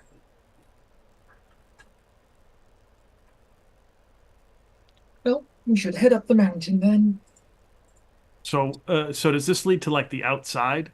Yeah, you're going. So you're inside the mountain. The exit on the east goes outside of the mountain, and then it wraps around the outside of the mountain up. Okay, I'm going to ask the orcs that we're with to see if they can help me climb up the side where they drop the shit on us, because I want to get up on there and go that way. Oh, okay. Yeah, they help you up there as much as they can. In fact, one of them has a grappling hook and throws it up, and it latches around the cauldron, and it helps you climb right up. Okay, and I will look. Is that Cobalt there that got shot with the arrow? Is he dead? Is he, or did he land on the ground? He fell down onto the ground. Okay, okay. There's no other people up here. You see what looks like a rope ladder that's tied off to some pittons on the wall that's been pulled all up here so that nobody can climb up here. Okay. But there's no exit out here. Okay, I'll drop the rope ladder down. Okay. But yeah, okay. So there's no way out. Okay. Nope. In fact, when you drop it down, the orcs are like, so that's how they got up there. Okay.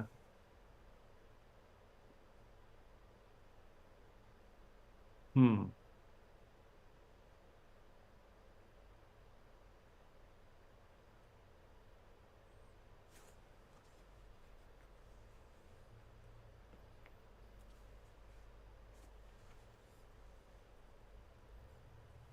Actually, I will take that rope ladder out. Can I? Is there a way I can undo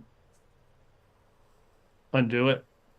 Yeah. I can just okay, Yeah, and then good. use the grappling hook to climb back down.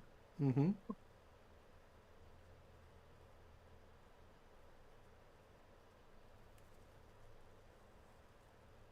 Well,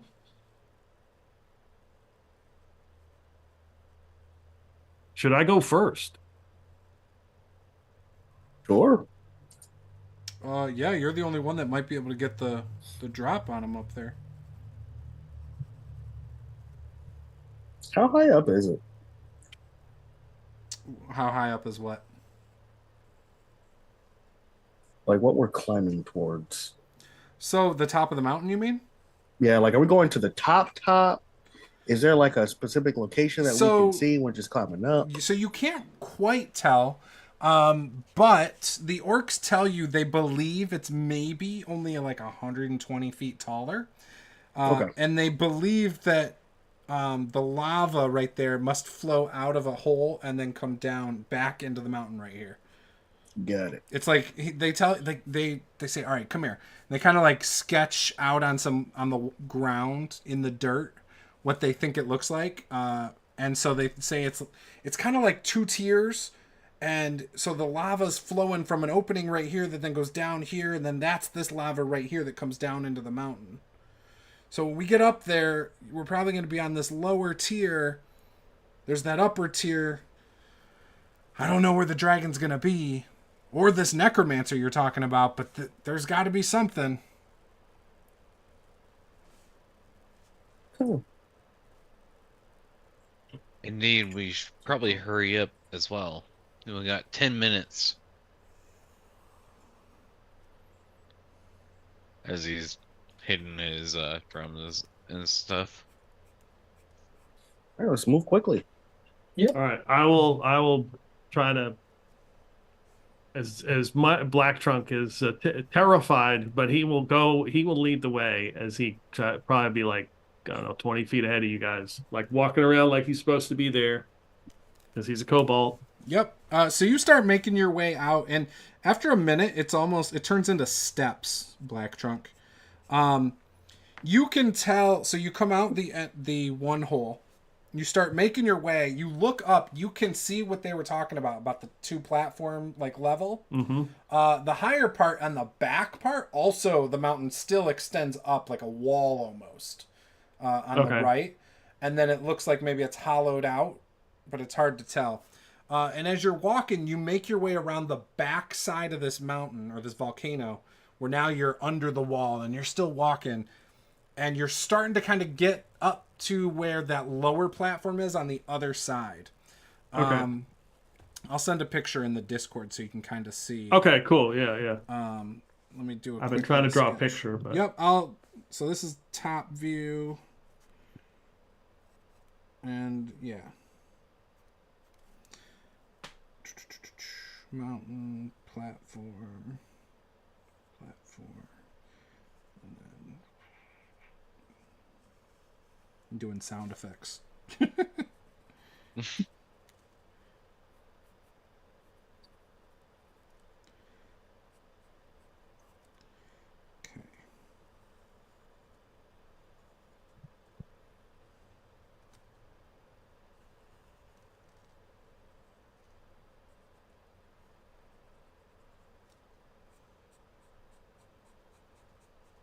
Okay. There's my little sketch. And there.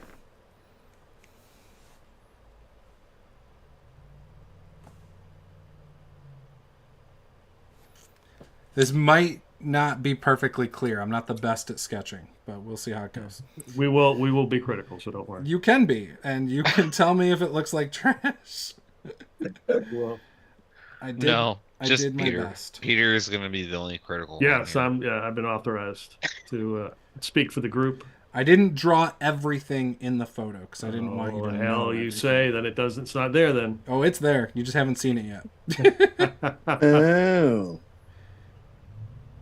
All right, so I'll do the top one first. So this is the top down. Boom. Yeah. And then Perfect there's the sketch. side. 80 hit points. Are you crazy? Don't worry, you don't even know what that's for. That's all. We do now. Just 80. Oh, we know. So We got yeah, all your clues. it's a classic, Chrono Trigger situation. You're just walking around a volcano. You're walking around 80 hit points. It's fine. And 80 I hit think points, yeah. All right, Yeah. so you can kind of see the lava kind of coming from that top platform down to the lower platform on the side view. Same thing for the top view. You can kind of see how it flows down in there and into that room you were in. Got it. Yeah, okay. That's what's up.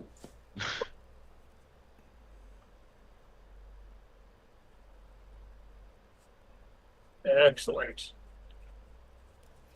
All right. So are you going all the way up to the top where you can see on the lower platform? These stairs don't go to the top platform. They only go to the lower platform. How tall is the upper platform? Like how high is it up? So you would know from the exit of the side where you guys exited the mountain, the lower platform is about 80 feet. Okay? Just like we had said in the room. Okay? The upper platform is another 40 feet. So 120 feet, or I'm sorry, we'll just say 40 feet from the lower platform. Black Trunk, how high can you throw me?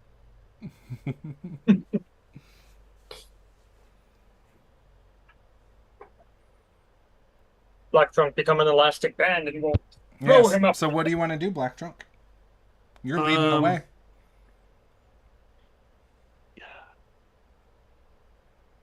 Yeah, I'm. Well, am I at the lower platform yet? Do you want to come out onto the lower platform then? Yeah, I'm going to. Yeah, I'm going to, Okay. acting like I'm supposed to be there. Yeah. Yeah, no problem. As you walk up to the lower platform, you can see up to the upper platform from your angle and how it's that some of that is eroded. You can see the Lich Necromancer standing before what looks like a large human-sized throne. And he's got his hand out, his skeletal hands outstretched towards this. And you can see this old orc with a long beard in this throne kind of sprawled out. And a dark energy is crackling around both of them, but coming from those hands. The orc is roaring like a dragon all of a sudden.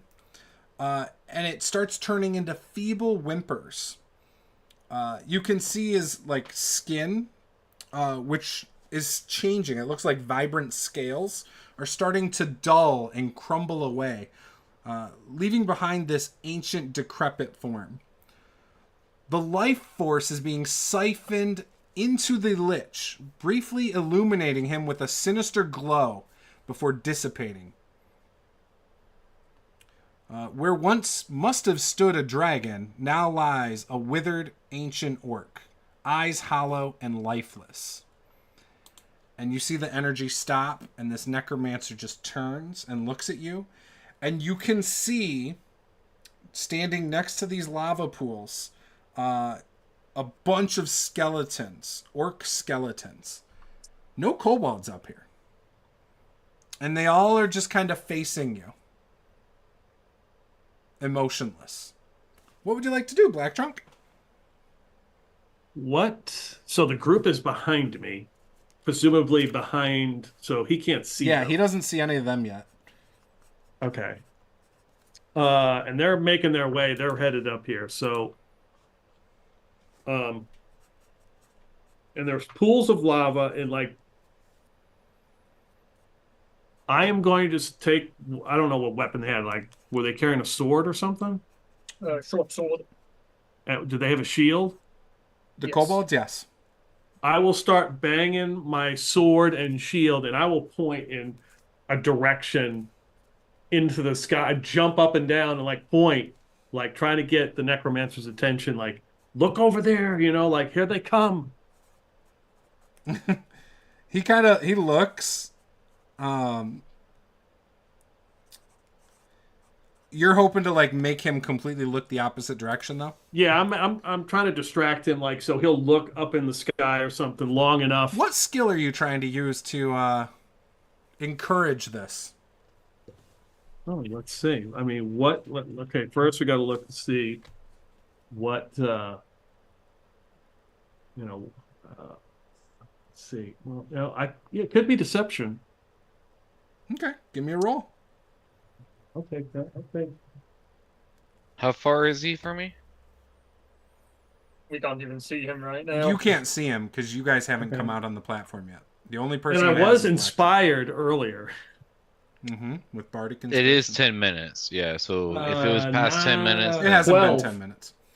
okay. A total you of have 12. You have a D8.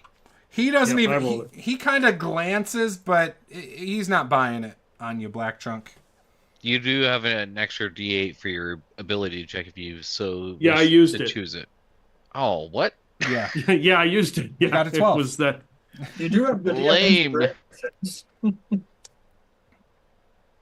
All right. So with that, we're gonna roll initiative and take a quick little break, and we will be right back. So everyone, roll initiative, type it in the side, and we'll be right back in just a moment.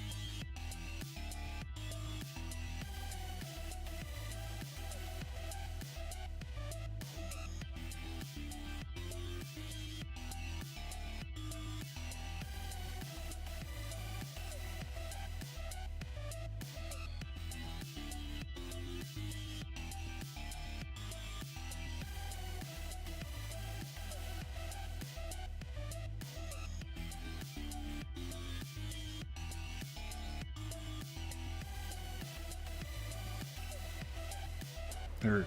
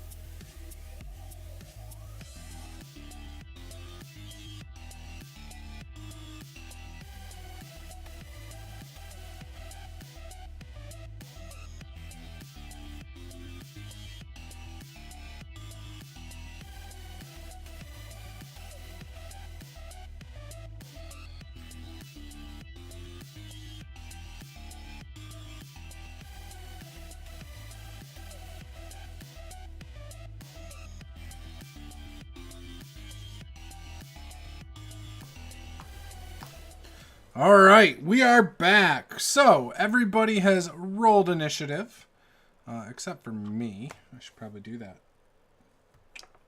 Oh no, did I lose a d20? No, there it is. All right. I don't know what my bonus is. Okay, so I have a 17. So Betty, Dragobod, and then me. And then, okay, and then Black Trunk, and then Gurognak, who is letting Black Trunk go before him. Letting nothing. It's all part of the plan. All right, so Betty, you can see your kobold friend out there. You could hear something happening. You could hear like some sort of energy of some sort happening on the higher part of the mountain. But you can't see it because you haven't come up on the platform. I'll keep walking up, and I'll still out without being able to see over the top. I'll go ahead and I'll whisper loudly, "Black Trunk, what do you see?"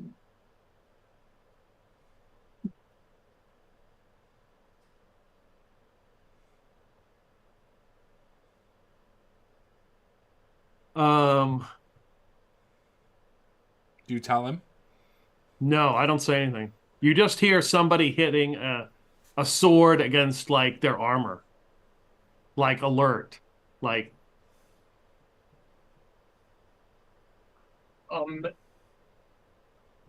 Okay, I got no idea what's going on up there at this point, so I'm just going to. How far was I from the top of these stairs where I could see over them? You tell me. I'd probably. If you want to be right up there and run out in the open, you can. I'll let you. I'll let you do whatever you want. I'm gonna go ahead and move up enough that I can grab Black Trunk and just pull him down behind me so he's safe. Oh, Black Trunk was like out on the platform. Like he went out there. Oh god. Yeah, he walked like away from the stairs, like out on the platform. He can see like the lava flowing from the top down, and Okay. yeah, he's out there. Okay, yeah, so I'd have to be. You'd have to run out into the open to do something like that. In that case, yeah, I just have to head out there and get some idea of what's going on myself. Okay. All I have is the banging going on. Yep. When you run out there, On the far side of so I didn't mention this. So Black Trunk on the far side of the platform. So you're looking straight up where the lava is and stuff. To the right, there are very steep stairs that go to that upper platform. By the way, that was not drawn on the original picture. Just so you know. Okay. And I get up there and I see a bunch of skeletons suddenly and the necromancer on top. Yep. So you see what looks like at least 12 skeletons up there, orcish skeletons. And they are up on the upper platform. You see beyond all the lava and beyond those skeletons, you see a lich who has like a pulsating energy to him. And you see an orc behind him on the throne that is sprawled out, lifeless, looks like they're dead. And another very old orc, similar to the other two who looked like dragons before. And they're all on the upper platform, correct? Yep. Okay, then. And each platform is about 140 feet across. So you're probably 200 feet away from the throne. Yeah. Okay. Hey, Dragobert, looks like someone beat you to the dragon. And I'll use my full movement and action to get as close as I can to the stairs to head towards the upper portion, the upper platform. Okay, so full movement for you is what, 120 feet? 60 feet total, 30 and 30. Oh, okay. So we'll say you can get about halfway across the lower platform. Okay, that works. And that's Betty. Okay. And I've got the Javelin of Light in one hand, and I've got the shield in the other. Perfect. Yep. And then Black Trunk, put BT, you're right there. Okay. Next up, Dragobod. What would you like to do? I will bonus action cast Shield of Faith on myself and run out yelling, "Face me!" And just a shield and sword out. All right. You doing double movement as well, or just a single? I'll do double movement. Okay. So you can get right next to Betty then. And you're right in the middle of the lower platform with her. All right. It is their turn. The 4 orcs go rushing as fast as they can. They get a little bit past Betty and you, Dragobod. When they get... Yep. So, coming right past us? Yep. Okay, attack of opportunity. No, the orcs that you're friends with. Oh, we're friends. Oh, yeah, those not the skeletal orcs that are on top. The 4 Okay. regular orcs. The cannon fodder, if you will. No, attack them anyway. All right, so they rush past you a little bit. Okay.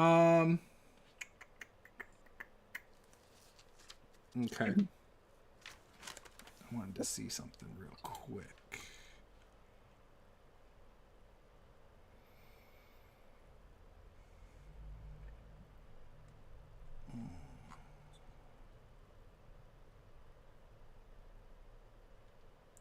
No, that won't work.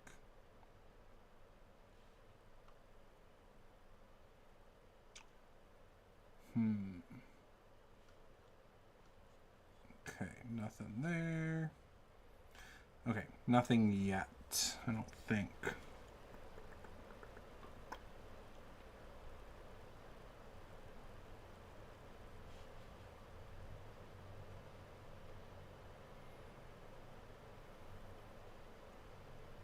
Yeah, he doesn't have any good range on anything.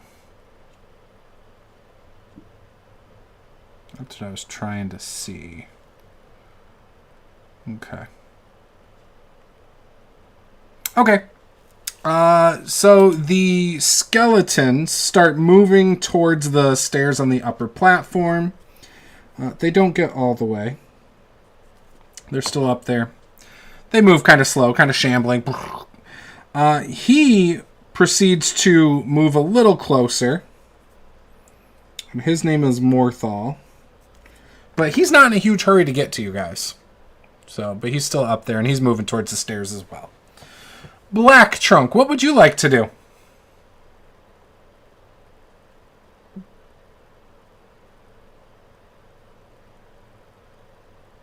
Well, I got to defend this guy, right? Yeah. So I'll turn around and face the group. Dragobod right? and Betty both ran past you, though. Okay. So did the orcs. So the only one behind you is Garognak. That's true. So in a frantic pace, I will run past them, and then as I turn, I will turn my back, backing up. Got my sword at them, like, don't come any closer. Okay, so you move to the stairs then? Yeah, I'm trying to get right up next to the necromancer. Okay, you can't get that far, but I'm going to try to defend him. you are able to get past everybody to the stairs and turn. Like you're guarding the stairs from them. Yeah. With your sword and shield. Mm-hmm. Okay. Garognak. All right. So how far do I have to move forward to be 60 feet within earshot of the necromancer? So the necromancer right now would be 200 feet away from you because you have to go across and then up the stairs to the upper platform, and he's still up on the upper platform. Okay. I guess I'm gonna go up. How much movement do you have? 60? So 30? So I have 60? 30, yeah, so 60 total if I want to do both actions. Okay. I can, however, do nothing. Yeah, you can catch I'll up move with 60. Betty, Sweaver, and Dragobod. Yeah, I just want to move 60 then. Okay. Catch up. Yep, you're in the middle of the lower platform at this point. All right. All right, Betty, it is your turn. Okay. I will say, with another 60 feet of movement, you can catch up to where Black Trunk is at the lower stairs. Yeah. Are you going to pretend to fight Black Trunk? I don't know what you mean by yeah.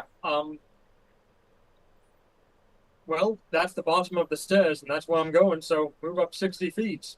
That's what I Like, can do. screw this kobold. All right, you run up. You are right next to the kobold. Blackthorn, what are you doing?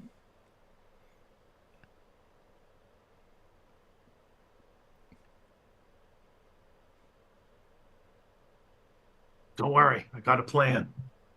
It's a good one. I'll end my turn there. Okay, Dragobod. He didn't enter my space, right? I don't get attack of opportunity, do I? He entered your space. He did not leave it, though. I didn't leave your space. Oh, okay, good. I won't have Now, to attack him. Dragobod, do you want to run past Black Trunk? Or do you want to stop at Black Trunk? How close is the nearest bad guy to me? Further than Black Trunk. You can't quite get there. But if you get to Black Trunk, they will be within about 40 feet of you. I will double dash. How many people are beyond Black Trunk? There are 12 skeletons and a lich.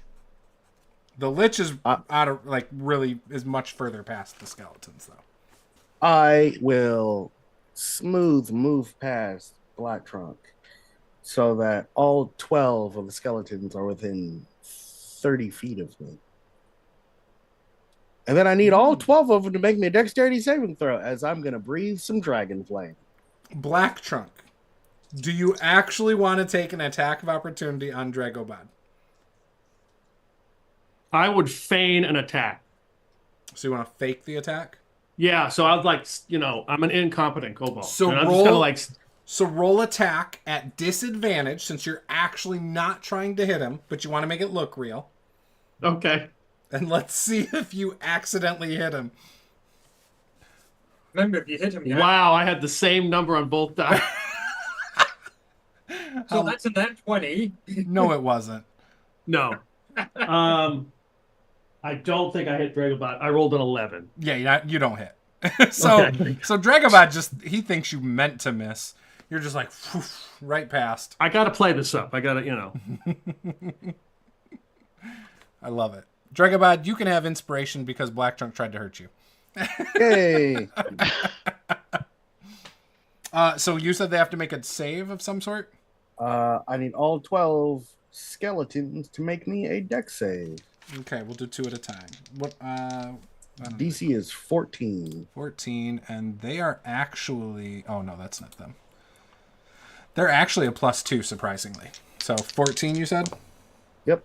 Okay. And don't forget, one of First them's a one paladin. makes it, second one doesn't. So 1 made it. So no. Okay. Again, 1 made it, 1 didn't. Okay, 1 made it, 1 didn't.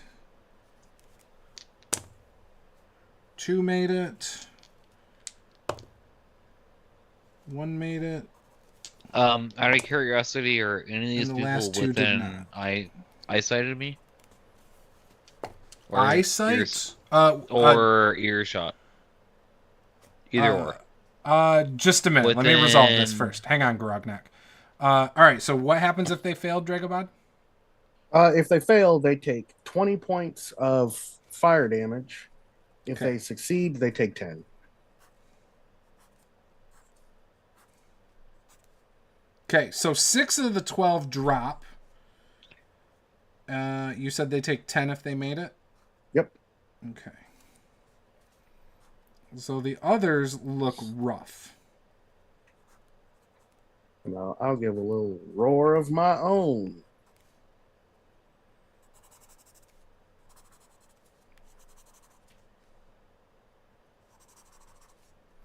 All right, now what were you saying, Grognak? Yeah, within 60 feet of me, is there any enemies that are No. trying to make that? Okay, Nope, I not was even just close. asking. Nope. It makes sense for me to ask though. Oh, okay. Yeah, they're nowhere near. So they're Okay. beyond that. So you still have to go another 60 feet to get to the stairs. They're still on the upper platform, which is another, 40 feet from there. Yeah. So, yeah. Okay. That's all I need to know. All right. It is their turn. 2, 3, 4, 6. What is their movement? Let me see. 30 feet. They do have short bows. So, they are going to stay where they are at, and they are going to shoot arrows at Dragobod, who just messed them up. So I've got 1, 2, 3, 4, 5, 6 left. Mm-hmm. They do not have multi-attack. Okay, that's what I was checking. Just to see if they could do more than one. Alright, so we'll do 2 at a time. Alright, 11 misses, 23 hits. So I got 1 hit of the 6. 18. Does an 18 hit you? It does not. Does not. Okay, does a 20 hits, right? Nope. Oh, okay. So Shield so of far, Faith. 1 is hit. 17 misses, and I think that's it. So 1 hits you. That is it. Damn. Oh, okay. The one that hit, I will use my reaction to cast Hellish Rebuke from the sword. Oh, so it'll actually hurt him? Yeah, I'm gonna take. He's still gonna hit me, but then he needs to make another deck save. Oh, okay. So you're going to take 8 points of piercing damage. And he has to make a dex save, you said? Yep. 17? He succeeds. Okay. So he takes 2 points of fire damage. I All right. rolled very badly. All right, so he is still standing. He looks rough. He does look rough. Shield of Faith is still going. The Lich. All of a sudden, you see the Lich. He kind of raises his arms and starts laughing. And you can see, there's that wall behind him, right? You see above the wall, one of those large wyverns starts floating up, flapping its wings, and it lands right behind him. One of the undead wyverns. And that was his turn. Black Trunk.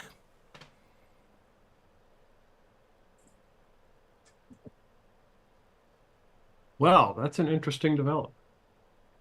The skeletons are about 30 feet behind you. Where's the necromancer? Much further behind them. Oh, I gotta go through the skeletons to get to him? Yep. Oh, man.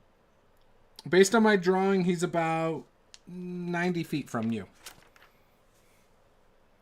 And there's a giant wyvern that's now landed behind him. Undead wyvern.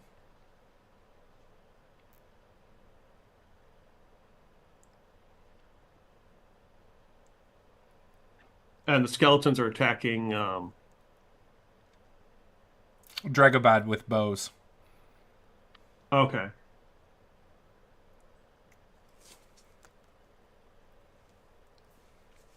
I'll run up my 30 feet. I can get to the skeletons, right? Mm-hmm. And I'll turn and put my shield up like I'm protecting them. Okay. Grognak.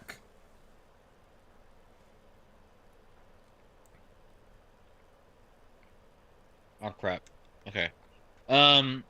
Yeah, so how far do I need to move to get You're 90 them feet within... total from the skeletons.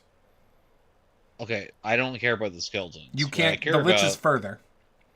Yeah, what I care about is the lich and the dragon. How far are they from how far I can move? So 60, 80, 140 feet from the lich. And just for simplicity, the wyvern's the same. Okay.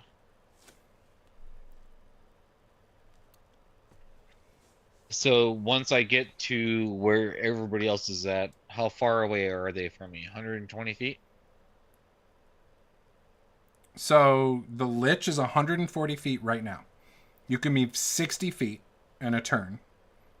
So they'd be 80 feet away. Perfect. Okay. So what I'm gonna do is I'm gonna prep a But spell. that would use your action to do a double move. I know. Okay. I know, but I'm gonna move forward. I'm gonna basically prep myself. Essentially. That's it. Okay. So how far are you moving? So I know. As far as I can forward, So that 60 feet is to the bottom of the maybe stairs? 10, maybe like 10 feet behind everybody else. 20 feet maybe. Okay. So right now, Black Trunk is up on the upper platform.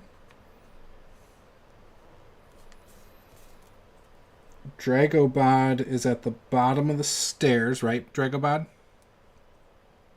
Yep. Betty, I can't remember. Did you move up to the stairs? I'm right at the bottom of the stairs. I Okay. haven't gone yet. That's what I thought. Okay, so Dragobod, Betty, and Grognarak, you guys are all together kind of by the bottom of the stairs. Yeah, I want to be about 10 feet behind Betty. Essentially. Okay, so then you will be 90 feet from the Necromancer. Yep. Okay. That's fine with me. Okay, perfect. I have a plan. All right. And you're not doing anything to... Well, I guess you did a double movement. Okay. Yeah, I had to do a double. Yep, movement to Betty, get there. what would you like to do? You're about 40 feet right now from the skeletons. Oh, bother.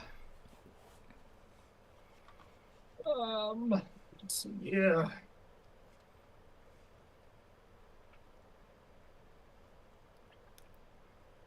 Should have booted up Owlbear Rodeo for this.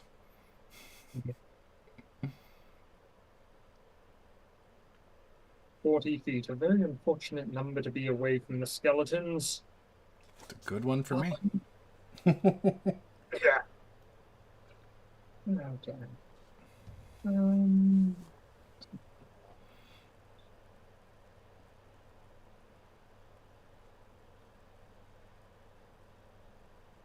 Yeah, we're gonna go ahead and move up.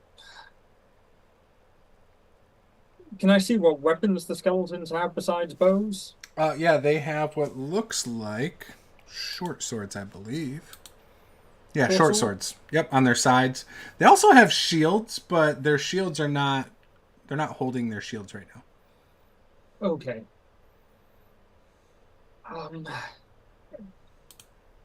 Not ideal, but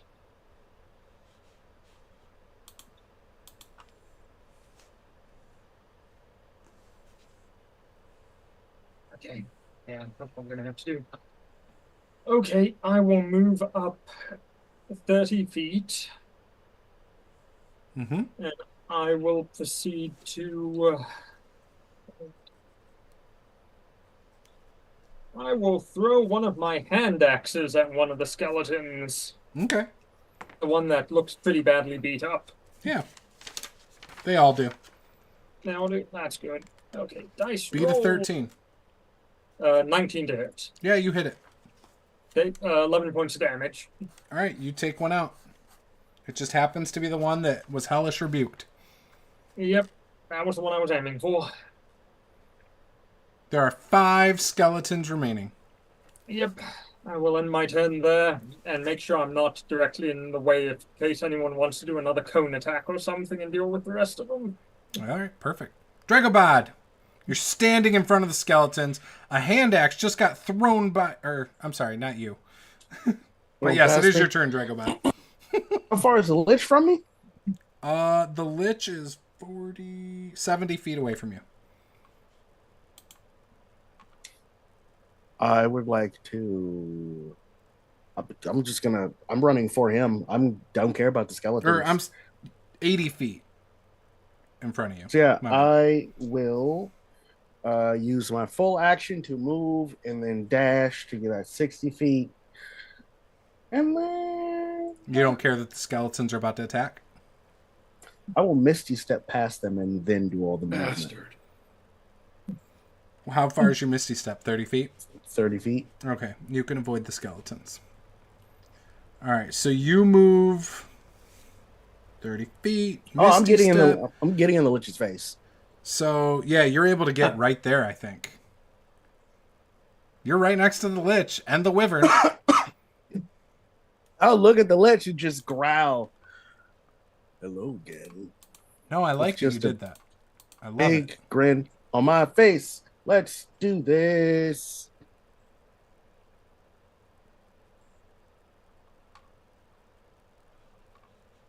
All right, so you got in his face. That's your whole turn, correct? That is the whole turn. Okay. Well, I am so glad you did this, because it is... Technically, I'm doing this on your turn as a legendary action. We're going to do the paralyzing touch. 27. The hit? Yep. You're going to Yes, have to that make is. a DC 18 con save. I'm going to use my reaction to Hellish Rebuke him. Okay, you take 11 points of cold damage. Thank God for inspiration. I'm going to re-roll this. Was that your con save first? It is. Okay. It didn't help. Con save 16. Okay. You are paralyzed for 1 minute. Okay. But you can repeat the saving throw at the end of each of the lich's turns.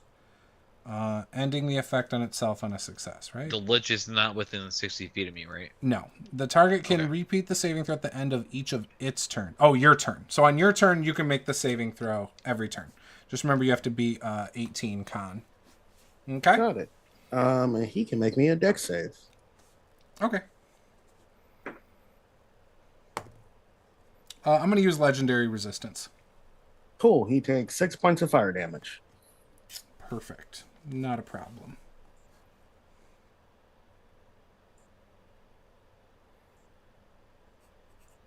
All right. So what happens when you go paralyzed? Do you like fall? I imagine I'm just stuck It's like glowering. Shield out. Just glowering at him. all right. This is perfect. Yay, Shield of Faith is still going. Perfect. Yeah, well, I guess I...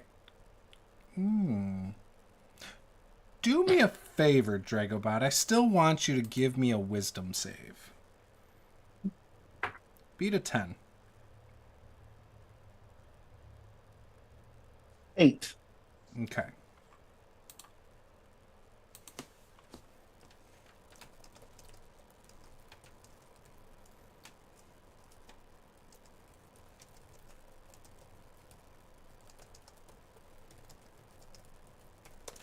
Okay. I sent you a message. All right. The Lich. So right now, he is about... So Betty Sweaver is within 50 feet of him. Would I be that close? Because I was technically near Dragobah. You were... Oh no. You Up to the moved goal, so forward, yeah. and yeah, you ended your turn after the 30 feet. Yeah, I'd be 50. Yeah. So you are close enough that he can do a lot of different things to you right now. Oh yeah.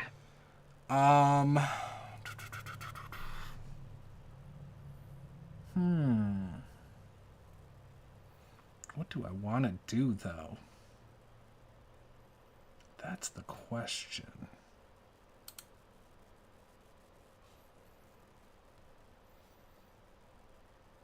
Okay, you have got... So you see the Lich start doing something with his hands. And he starts saying something under his voice. And you all of a sudden start feeling an energy wash over you. And you start to feel a little dehydrated. Like instantly. Like you just... Even the sweat that's on your face from all this volcanic activity around you, you can feel it just go away. Give me a con save. Oh dear. And I will start rolling up that damage. 22. So you make it. But you're still going to take half. So I'm going to roll half the damage dice, and we'll just use that. 8, 14. Oh, yeah. So you take 20 points of necrotic damage as you feel blighted slightly. And that was half, correct? Yeah, that was half. Okay. Ow.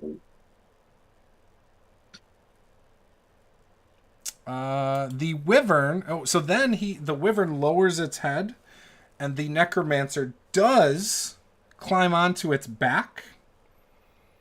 And the wyvern is going to attack Dragobod.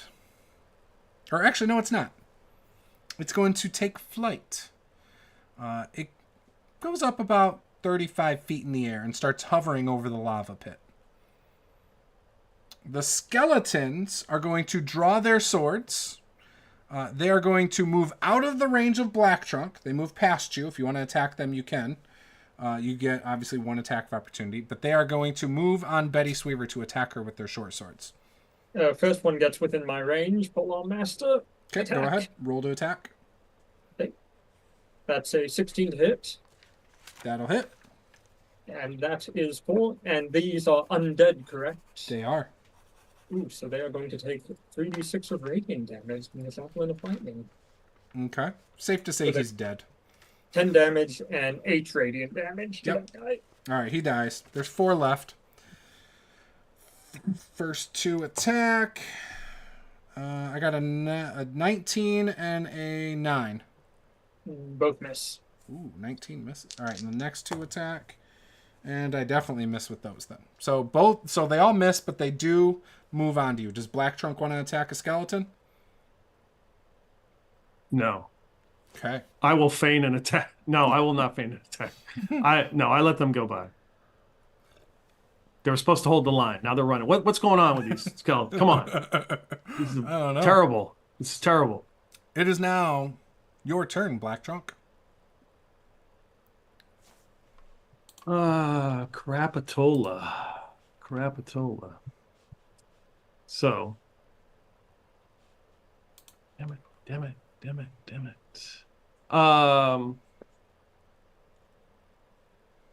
How close is? So the skeletons ran past me and attacking Betty. Mm-hmm. And behind me is the necromancer. Well, he's up in the air on the wyvern, and Dragoba is paralyzed. Right? Yeah, he's like standing there like stiff. Okay.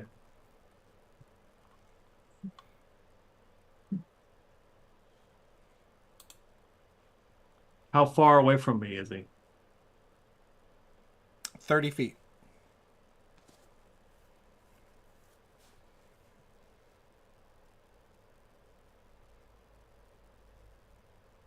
Okay.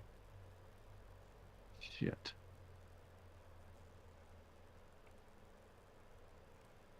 I'm gonna run up to him, and pull out my sword. Like, don't do anything. Like, I'm gonna get him. Mm-hmm. But I'm gonna activate the Seed of Life amulet that I've had, and that I forgot to use in the fight that we never used. Yay! I The completely forgot. amulet! That I completely forgot. Excellent. So everybody gets what? Advantage on saving throws? Mm-hmm. It says magic resistance, advantage on saving throws. Whatever the hell this thing does. Yep, so he'll have 5. advantage to break the spell. Okay. Perfect. I like that. It's a good use of the turn. I forgot about that again. Me too. Garognak, what would you like to do? All right. How far back am I from everybody? It depends. Not everybody's in the same spot. What do you want to do? It's easier if you just say what you want to do, and I can tell you if you Well, can do anyway, it. I want to be as close to Dragobot as possible. Yeah, he's 40 like feet 90 behind. feet still. Yeah. 90 feet. How far is Betty Sweever? 40 Half feet. that. Yeah. Yeah. I want to move 30 feet forward. Okay. And So you're about 10 then, feet from Betty Yeah. and the yeah. skeletons.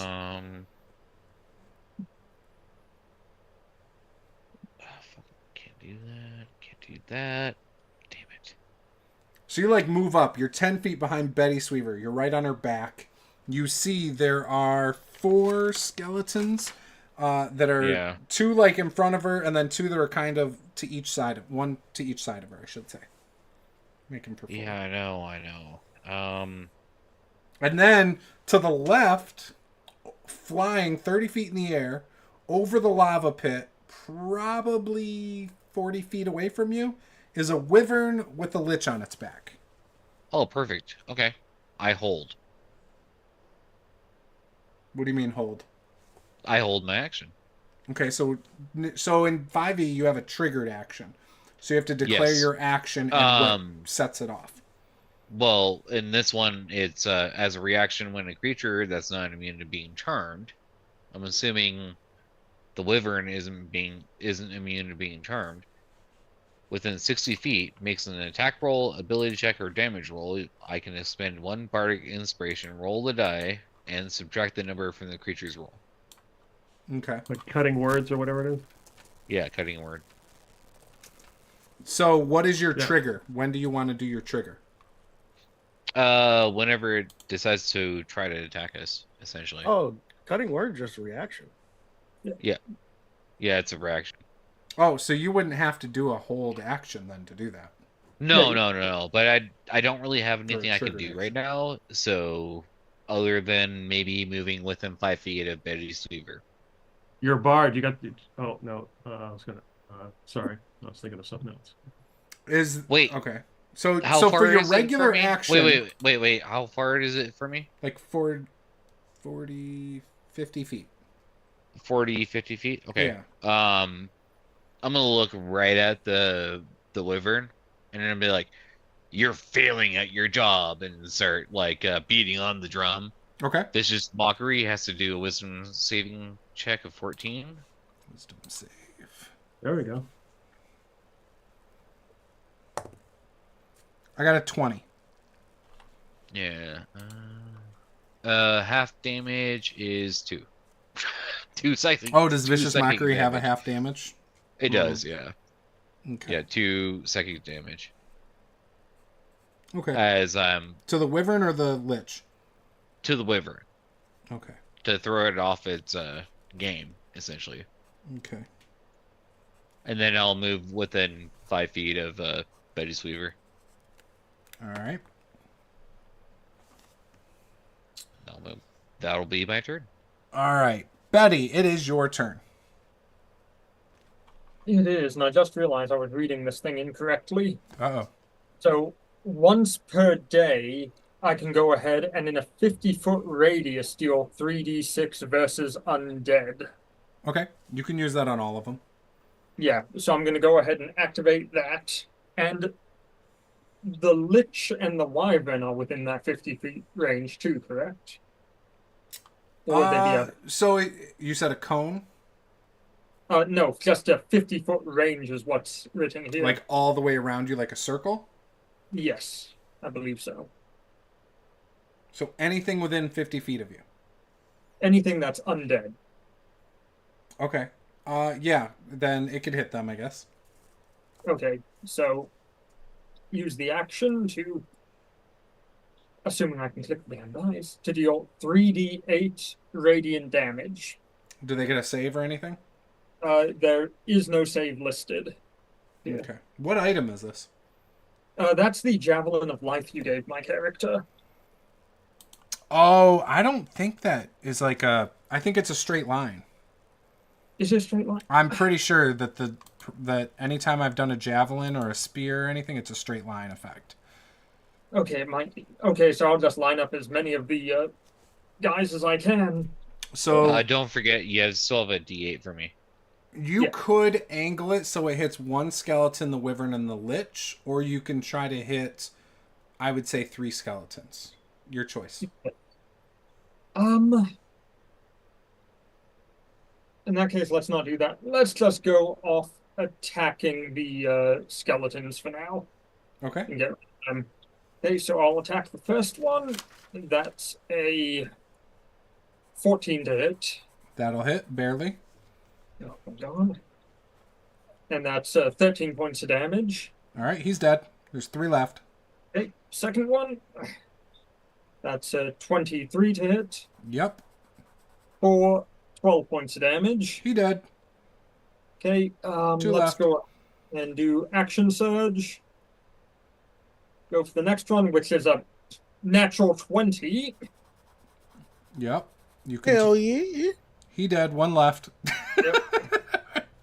Next one is a 15 to hit Yep. for 14 points of damage. He dead. All dead. Clear all these bastards out of there. Yep. You kind of kick him. So you do your thing. You're just like, and then Yeah. you start kicking the bones off into the lava. Okay, now I just want to verify Their one bows, their short bows and arrows are on the ground though. If people need ranged weapons. thing. Just to verify, it says when you hit an undead creature, gain hit points equal to damage dealt. Mm-hmm. So I would gain hit points each time for those undead that I was hitting. Yes, but they have to have that amount of hit points. So Okay. when you were just killing them, each one of those only had 4 left. Okay, so So it's a total of 16. Okay. Still brings me back up. I'll take it. Yep. And I will then proceed to move 30 feet, making a angle around the kobold. Oh, The okay. black kobold. Okay. Yeah, you move Proceed around. with- You move more towards the throne. Yep. Try and get closer to the wyvern then. So you are only able to get up by the kobold. Okay. The wyvern and the lich, though, aren't that direction. They're so looking at the map. Do you see where the bottom of, like, do you see where the lava is in the middle? Yes. They're literally floating over the middle of that. You're on that upper platform, so you're already kind of in line with them. Oh, So you don't have to move to get any closer, I guess is what I'm saying. okay. So I don't have a way to get any closer, correct? Nope. You're 30 feet, and that's kind of, unless you fly or can walk on lava. That's gonna depend on what the bard decides to cast on me. Okay. But okay, in that case, I'll just chill here. That's as close as I'm going to be able to get. Yep. Oh, curses. Oh, Curses. yeah, really.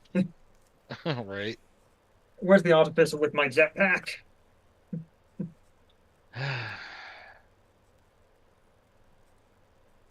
All right. Dragobod, make that saving throw with advantage thanks to the Amulet of Life. Or the Seed of Life, or whatever it's called. The acorn.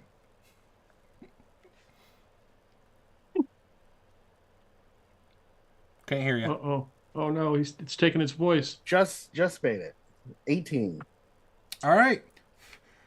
I'm going to let you, so this is only action 1. It is your turn, Dragobod. But, oh, you know what? No, you don't get a turn right now. It was supposed to be at the end of your turn. So, you feel free. It is their turn.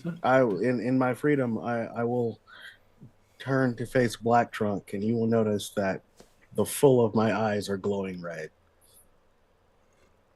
Good. Evil kobolds. Okay, Wyvern.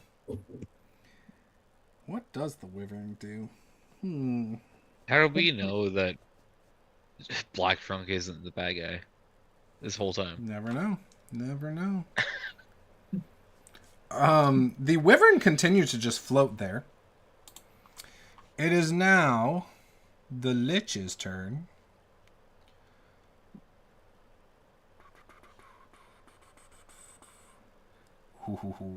Oh, I didn't know about this. What'd you learn today? Finger of Death? Oh yeah, it's a great spell. Great spell. Fantastic spell. Yeah, it is. Don't encourage him. Do it. Betty. Do it. Yes. Actually, you know what? I'm going to roll for this. It's between Betty and Grognak. Betty, do you want evens or odds? I can go with odds this time. Okay. May the odds forever be. It is a 1, so it's coming at Betty. So, Finger of Death. Give me a con save. Betty got fingered. And we have advantage on this, correct? Because of the amulet? Yeah, what's the range on the seed? It just says 10 rounds up to 5 allies. Okay, perfect. Yes, you all have advantage. Oh, wunderbar. You still have bardic inspiration. Remember that. I do. I do. You have a D8 still.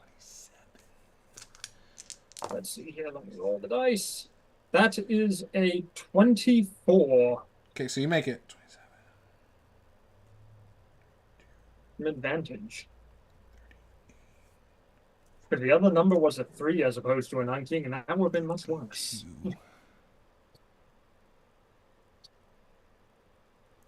82 and a half. So 41 points of damage since you only take half. 41. Okay. Oh. Oh, okay. Yeah, I thought I was going to be in trouble here. We're good. We're good. You're not dead? Nope. Does that No, magic? you're thinking of my character. Does the magic resistance from the amulet, is that resistance to magic damage?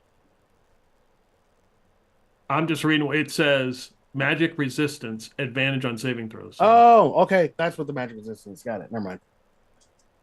It just gives us advantage on saving throws. It doesn't actually give us resistance. Do you know if you died by that spell, you'd be a zombie permanently under his control? Yes. That would. I would love that. You would definitely. I would have let get you control your character on your turn as a zombie. You'd have to pull up a zombie stat block, but oh well. that. I'd love All to. right, so that was his turn. That was kind of lackluster. Oh, lackluster. We do have lair actions because this technically is his lair. Mm-hmm. Let's see. I can only do that on the top of the order, it looks like, right? Yeah. Okay. So I won't do anything now. Black Trunk, it is your turn. Dragobod's looking you dead in the eye. The Lich is floating over the lava pit. What would you like to do?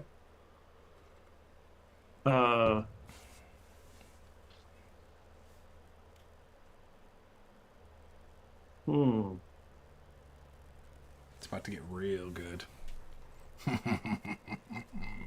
Exactly. I still haven't even used my top spell slots. Nor have I. I'm still waiting for the dominant person to come out of this damn lich. It means nothing for me. And by that I mean I have no let's see. spells. Who will be power word killed first? Well, if the lich has anything to say about it, probably yeah. So I will pointing my sword at Dragobah because, realizing he's paralyzed, I will back away from him, laughing. Well, I don't know. Is this full plate? So you can't hear me laughing. Do I know the kobold is Black Trunk? Have I? Yeah, known you saw me You know. 100%. I'm gonna back away from him. Can I take an attack of opportunity? Do you leave his range, Black Trunk? Yeah, I mean, if you want to. Yeah. I mean, you might kill me straight out, but you can, Dragobod. Uh-oh. Are you polymorphed, or what is the spell you use to shape? Wild shape. Oh, okay. So you got kobold hit points. Yeah. And then you turn back into you. Okay.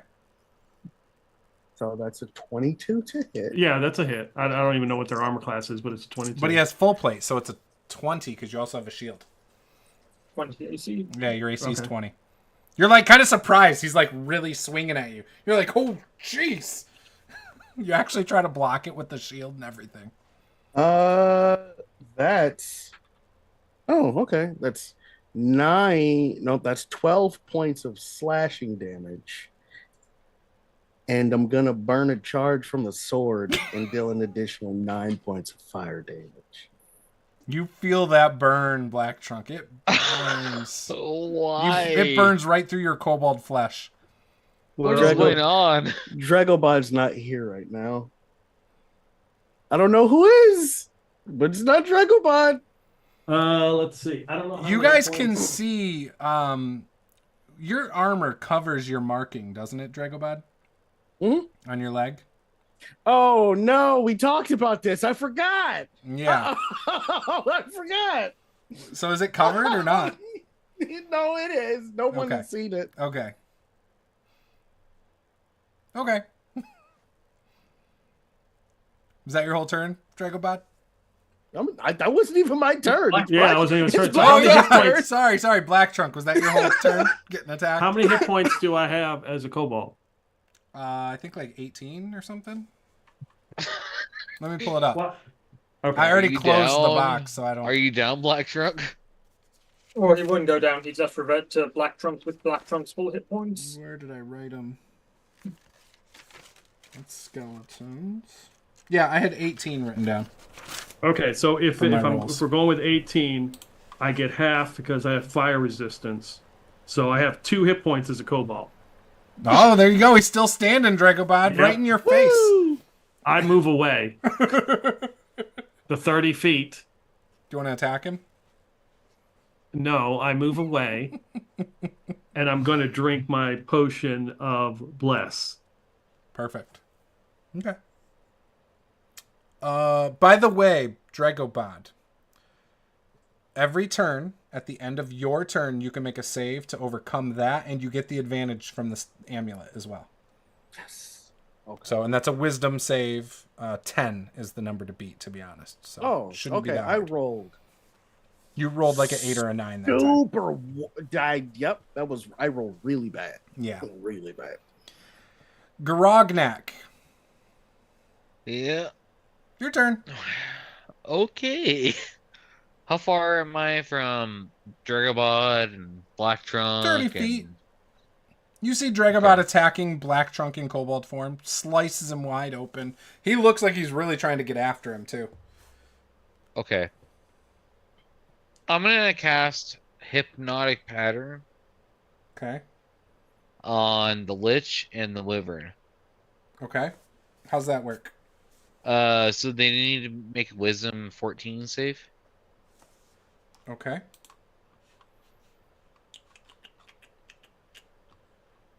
Is it a condition? It says when you create a twisting pattern of colors that weaves through the air inside a 30-foot cube within range. The pattern appears for a moment and vanishes. Each creature within the area who sees the pattern must make a wisdom saving throw. You'll be charmed and have a speed of 0 and be incapacitated. Okay. Yeah. So And there's that. As long as they can be charmed, essentially. Yeah. That's why I was asking is if it was a condition. Okay. Yeah. The wyvern will make a save.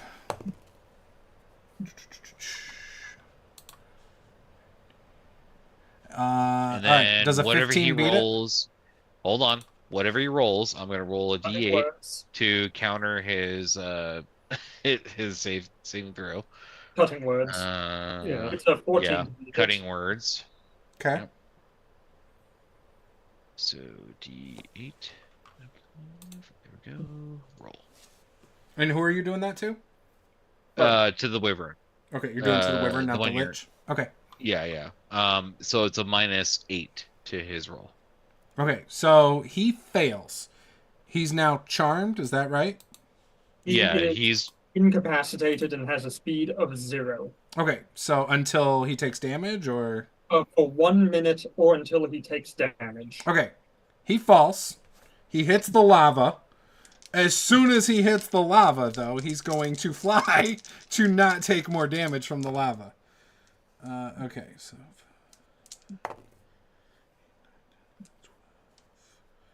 okay, so he took 18 points of fire damage. And then is flying again.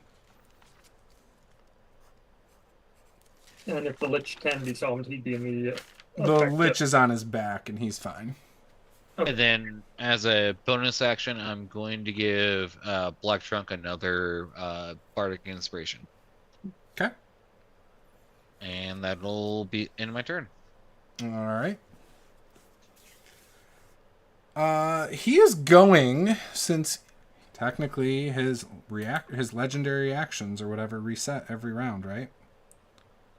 Yep. So Yeah, I honestly, I don't think that casting Hypnotic Pattern makes you fall if you're flying. It just makes you stop. no, Incapacitated yeah, if means you're that- incapacitated, you're not flying anymore, so he'd fall. Oh, And that then he makes hits sense. it Yeah, and he starts flying incapacitated. again. Okay, Yep. that makes sense. Okay. Never mind. Okay, so the lich. Okay, so he's going to use all of his legendary actions. Each non-undead creature within 20 feet of the lich. So right now, I am there. I was going to say Betty and Gorognok are the only ones within range. So I need a DC 18 con save. Okay. We do have advantage at least. Yep, you both have advantage. Otherwise, we it's do. 21 points of necrotic damage. Okay. He's using Disrupt Life. Nat 20. 22. Thank God for Okay. advantage. So how you both much? take 10. 10. Okay. All right, now it is Betty's turn. Yes, it is. Oh, The Lich says, "Is this the best you got? You guys were far more difficult the last time I faced you." well, you went flying the last time, so this is hardly sporting.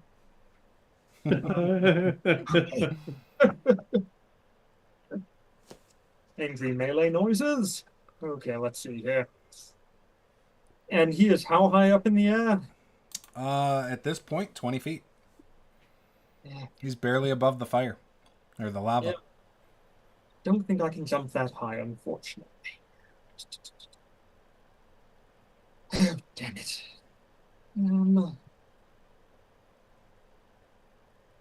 Okay, then. You've got that 50-foot javelin. I do have javelin, and I do have the 50. That's what I'm gonna have to do. You can hit both the wyvern and the lich. Yeah, and the lich. That's what I'm gonna have to do. I'm just checking one thing real fast. Yeah.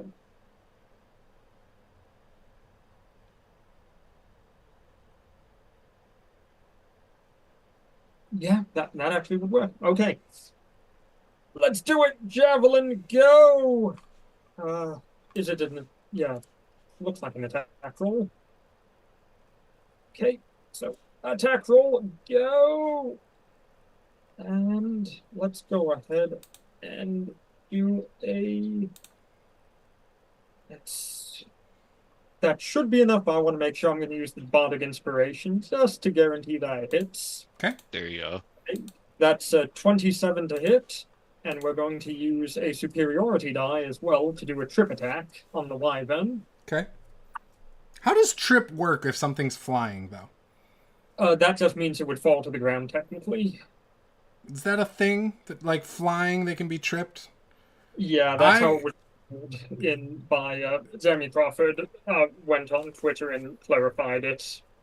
That's how trip attack works with flying. It's essentially you're hitting the wings or whatever's keeping them up. Okay. I mean, if a bird flies into a tree hard enough, it's gonna fall out. Yeah.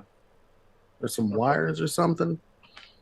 Okay. That's 8, and that's 3d6. Do they get a save against the trip? Yes, it does. It is a 16 strength saving throw. Oh, okay, good. And does our bard have a reaction for cutting words against that? I got an 18 for the trip. Bard, do you have a reaction? No? Cutting Yes, words? I do actually. Believe it or not, I do have a D8 I can spend. I'm gonna do that because why the hell not? And that's a -4 to its roll. Flat out. So 14, does that make it? No, that fails. It's a 16. Okay. So then the wyvern falls into lava. Is that the idea? Yep, and hopefully with the Lich on, I just want them on the ground again. And they are going to take 9 points of radiant damage, the two of them, each. Okay, They're going hang to take- on. Let me do the lava real quick. Sure. There's a bunch of math coming up. Okay, now give me your... Just do it at one at a time. So let's... Yeah. Okay, so the javelin damage itself is 12 plus 8, so 20 total. On both of them? Yes. Okay, so hang on one sec. Let me see something. So 20 total. Okay, but it is magical. So 20 total. Okay. And then there's the 9 radiant damage they both take. Okay.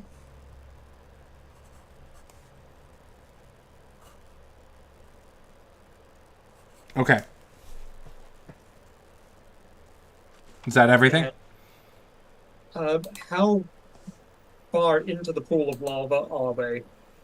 So the Lich is still out of it, but the Wyvern's in it. Like, he's being pretty badly burned. Like, his whole underside is pretty much in it.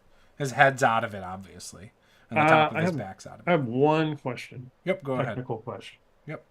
If he falls 20 feet, does he take 2d6 falling damage then lava damage? No, because he's not falling onto a solid surface. Okay, that's Yep. fine. Okay. I just had him taking 66 Yeah, fire no, that's damage. fine. I didn't know. Yep. Okay. Okay. And that will end my turn then. Okay.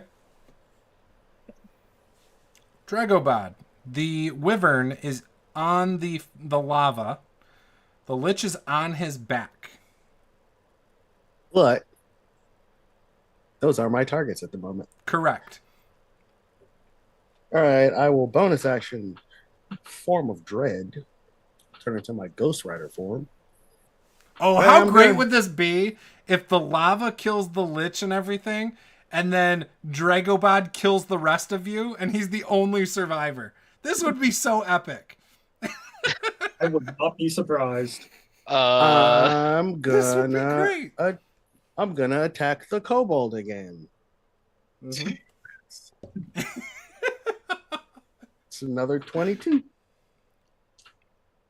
And I'm just gonna burn the sword out. Why not? So I'm gonna burn another charge from the sword. That's gonna be okay. That's 16 points of slashing damage. Okay, I revert back to Black Trunk. And then Black Trunk takes 10 points of fire damage. So that's 5 more. God damn. I'm just in Black Trunks. Oh, now I get to do the wisdom save. Yep. Beat the 10. If you don't, oh my god. Remember, you have advantage, and you are a paladin. All right, we're good. We're good. We're good. We're good. I don't know what that means. It doesn't make me comfortable though. There's 20 something. All right. So Dragobot, does your demeanor change as you're facing Black Trunk face to face?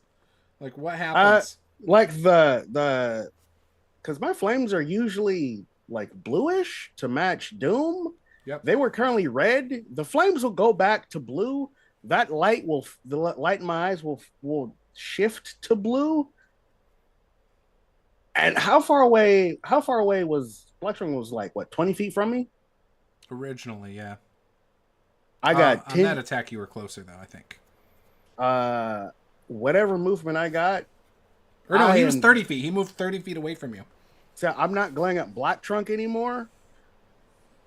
I am glaring at the Lich. All right, so you kind of like stop, and then you like look back over your shoulder, kind of towards the Lich, and you just like pissed. I'm not saying anything. I'm breathing heavy. It's like flame shooting out of my nose. So the Wyvern is going to charge to the land and attack Betty for what she did. Okay, I'll take my attack of opportunity when he gets within range. Yeah, he's within range, Lovely. I think. Hang on, let me see something. Let me see what his attack range is. Oh, what is your range? 10 feet? With the javelin, it's 5. 5 feet? Okay, so he only needs to be within 10 feet of you. So he's going to be 10 feet away and attack at you. Okay. So he will use his bite first. Whoever makes 2 attacks, one with its bite and one with its stinger. Okay, perfect. Okay, does a 16 hit? No. Okay, so the bite misses. Let's see if the stinger hits. That will hit. That's a 24 to hit. That will hit. So I need a con save. Okay. 5, 6, 7. You take 11 piercing damage. That's a... And then you're going to take poison damage. That's a 21 for the con save. Oh, okay. So you did make the con save. Yes. Oh, but you take half. Okay, so you still take half. All right, so 6, 11, 16, 22, 28, 33 and half is, we'll say 16. So 16 total damage from the, not total, but from the extra, from the poison. Okay, now my Lich gets to do something. He would like to take a nap. He's had a long day. He's not that It's weird. true. He jumps off of the Wyvern onto solid ground between Grognak and you. He's within 5 feet of both of you now. Now I can take my attack of opportunity. You can attack him. Excellent. That's the Lich, correct? Yep. Okay. Ooh! I will definitely take a natural 20 for the attack. 69. And we will attempt to go ahead and do a... Does he have any weapons in his hands? He does not. Okay. Let's do a menacing attack. Okay. That's a DC 16 Wisdom saving throw, or he is frightened of me and has to try to run away. I don't even know if he can be frightened. I don't know either. It's extra damage, though. All right, so what's the save? It's DC 16 Wisdom. Yeah, 23. He makes it. And that's 25 points of damage. So he takes 25 damage. Is it magical damage? Yes, it is. It's from the tap. Okay. Okay. All right, he's still standing strong. Yep. But both of you, you guys see he's standing there and he starts like swirling his arms above his head and conjuring something. A 20-foot radius sphere of poisonous yellow-green fog starts centering around. Let's see. You need to make a Constitution saving throw. Both you and Garognak. Is that still an advantage or no? Yes, Yep, because we it's still have magic. barriers activated. I got double nat 20s on that. That's awesome. That's 24. What's the magic number on that? Because I rolled a 19 on one. Spell save is DC 20. Damn. Well, I didn't make it. All right, so 8, 9, 10, 11, 12, 13, 14, 15, 16, 17, 18, 19. Wow, that's a really bad roll. Okay, so you take 19 points if you failed. Which I did. Otherwise, you take 9 if you succeeded. Okay. And this isn't going anywhere. This is going to be around for a minute.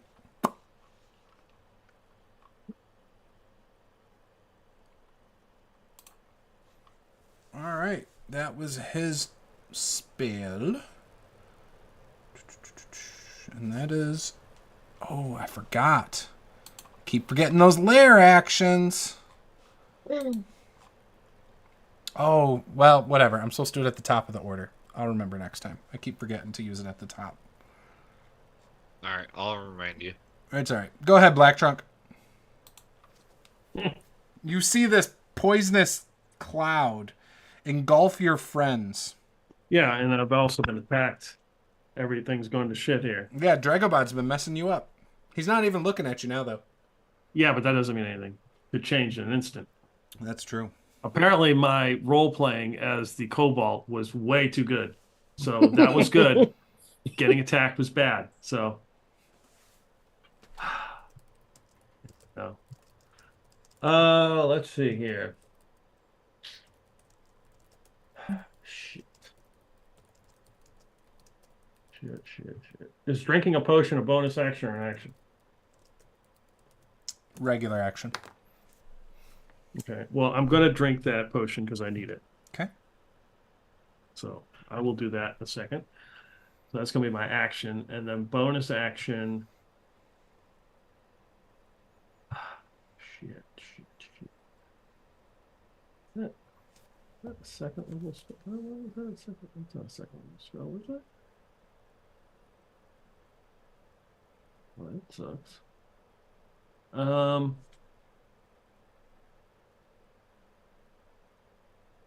I'm going to Misty Step. I'm going to away from Dragobot and everybody. I want to be within, well, Misty Step's what, 60 or 30?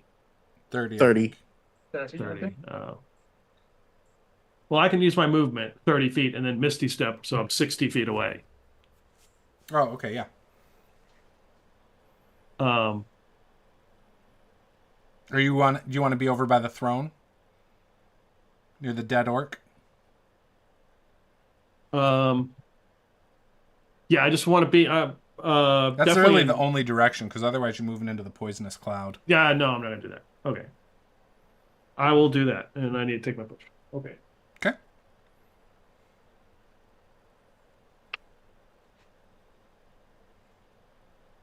All right, that's my turn.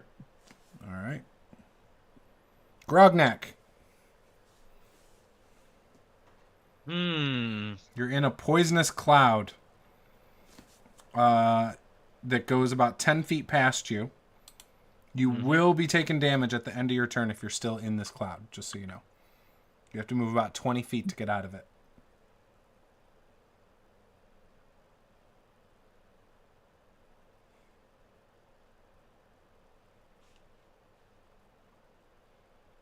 What's the spell's level? I don't think I have to tell you what the spell's level is. Are you casting something? I do, because I want to cast Dispel Magic on it. I think you have to cast Dispel Magic and guess. I think that's how it works. It says the DC equals to 10 plus the spell's level. So I would have to roll the DC to beat it? It says choose one creature, object, or magical effect within range, which it is within range. Any spell 3rd level or lower on the target. 4th level if I'm casting at 4th level, which I am. Or higher on the target. Make an ability check using your spellcasting ability. So The you're DC rolling a equals to DC 10 plus the level to try and beat 10 it. plus the level. Okay, yes. so you have to beat a 15. Okay. Gotcha. You can do it. Come on. Nat 20. Okay. You ended it. Yeah. So I'm gonna like start playing a song, and I'm just like, "Oh, this poison needs to get out of here," and then it like disperses, and then I turn at the lich and I go, "You're gonna die soon." Again. And he's like, not before you do. And he is now going to use one of his lair actions. Calls forth the spirits of creatures that died in its lair. These apparitions materialize and attack one creature that the lich can see. He's looking directly at you. Give me a DC 18 con saving throw.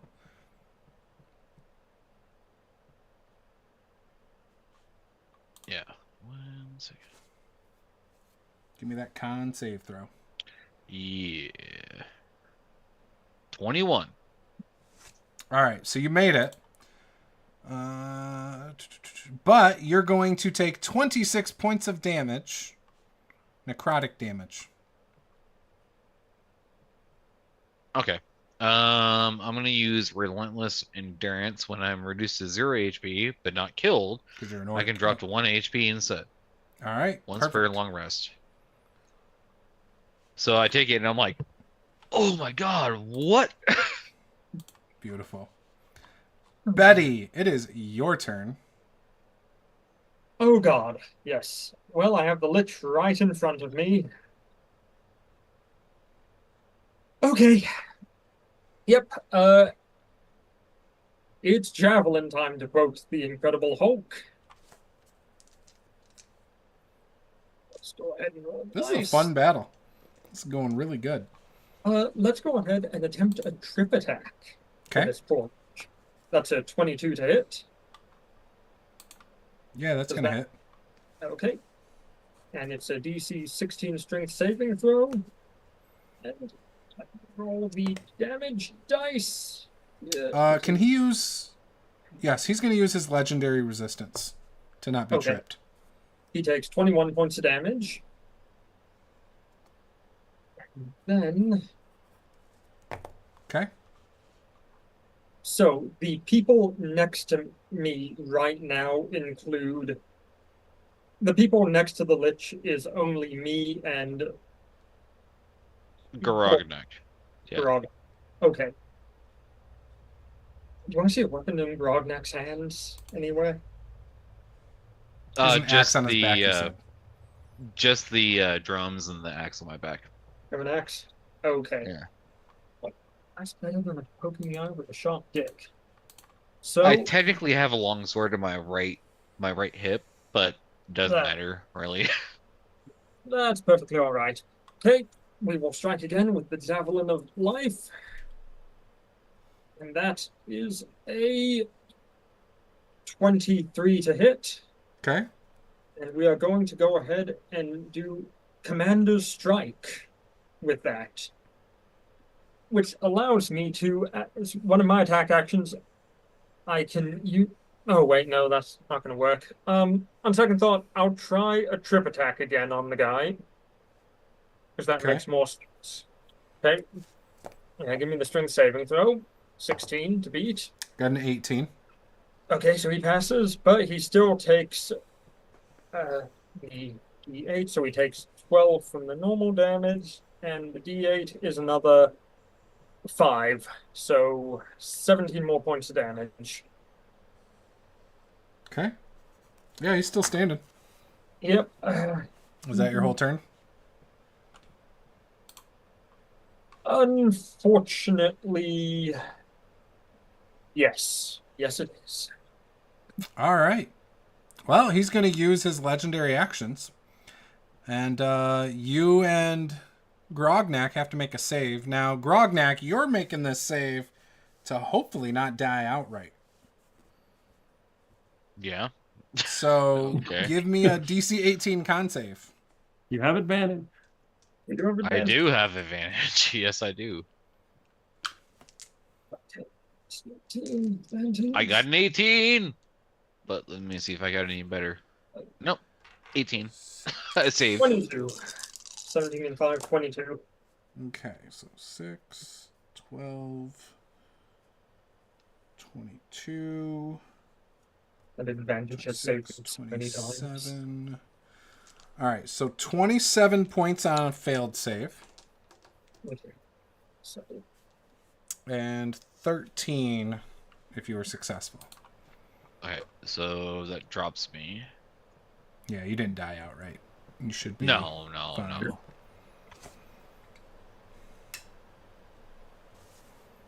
What kind of damage is that? Necrotic. probably. Okay. All right. And you made the save, Betty? Yeah. So you only took 13. Okay. Dragobod, it's your turn. How far is the lich from me? Like 30 feet. I will rush at the lich and take 2 attacks at him. All right. Let's do it. You hear an audible sigh from Black Trunk. After your first attack, make that save for me. Okay. Yeah, I'm just going to rush at him and just yell, Morthal! That is a 27 to hit. Yep. Damn. I will burn a charge. And you know what? I'm going to burn a 2nd level spell slot. All right, make this smite. Okay. Ooh, I haven't rolled Divine Smite in a minute. How much? Oh, okay. Bonus action, Valve Enmity. Then I hit him. Okay. All right, it's not a crit. It's gonna be a lot of d8s.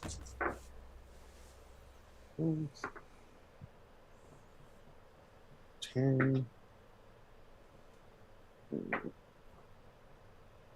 15, 16, 22, 20, 30 points of damage. Okay.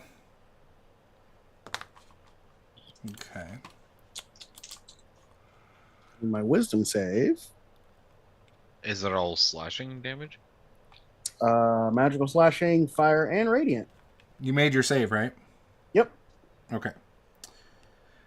And then I'm gonna try to hit him again. Okay. Well, he drops when you hit him, but are you sure you want to hit him again, or do you want to hit the wyvern right next to you? Yeah, sure. I'll go for the wyvern. Okay. Like, does he look like he's? Yeah, No longer with I'll us. explain what happens, but yeah. That is a 24 to hit, That hits. and I will burn another spell slot and make this a divine smite. Okay. Mm. You can describe what that looks like of killing the wyvern. He had 5 hit points, so. Oh, okay. Well, I'm not gonna roll all those dice then. Yeah, I just like rush in, screaming the lich's name, and then kind of just like spin and slice through them as like the blue flames kind of glow with like a almost like a white golden kind of just tips to it. Yep. And just in like the same cutting arc, just like cutting to the wyvern. Awesome. So the lich, as you slice into him, like you were saying, He grabs the top of your armor, pulls you closer, and says, "Morthal, the undeath." And as that final blow, hit him, his skeletal form starts to crumble, and dark tendrils of his essence spiral toward the ancient throne carved into the heart of the volcano. The ground trembles, and the air thickens with the scent of sulfur as the throne absorbs the lich's soul, glowing with an eerie light. Jets of steam and molten lava shoot into the air, the volcano awakening with a furious intensity. But as quickly as the chaos began, it subsides, leaving the throne pulsing ominously and the lich's soul bound within, while the landscape around you settles into a simmering, volatile silence. Black Trunk, this throne is right next to you. The orc that was once in the throne is now on the ground next to you, face down, as the throne is pulsing with this energy. And we're out of combat. What would you guys like to do? First thing I'm going to do is bonus action. Okay, I'm going to send. I'm assuming that Gorgonak or Black and Tacken is close enough. He's at least 120 feet away. Garognak. Yeah. Yeah, he gets 5 hit points back. Okay, you have resurrected. Looks like looks like pixie dust. He's covered in pixie dust. Grognak, you come to and you don't see a lich there. You see the body of a wyvern that has fallen back into the lava and is burning up. And you see the throne is pulsating across the way, about 120 feet away. What can we tell about the throne based on what we're seeing right now? So Garognak, you don't know much. You just know that it's pulsing right now, and you don't see the lich. Dregobod, Black Trunk, Betty, you guys could probably make some. Is there anything written on it? Because I can read blah blah blah all that stuff. It does not look like there's anything written on it. No. I'm going up to the orc that's face down on the ground now, and I'm going to flip him over and see if he still looks as bad as he did when we saw him. Oh yeah, he's dead. He's dead. I'm going to stab him just to be certain, and just go right through the jugular a couple of times. Yeah, you stab him, and where you stab him just kind of turns into dust. Good enough for me. I'm gonna walk past Black Trunk as the flame form kind of drops. Yep. And as I walk past Black Trunk, I just put a single hand on a branch. You get 19 hit points back. Gonna burn all of my lay on hands. And I'm gonna bury my sword in the throne and burn the last charge of it. It's gonna destroy the throne and the sword. As you destroy the throne and the sword, you feel the searing pain come from your leg.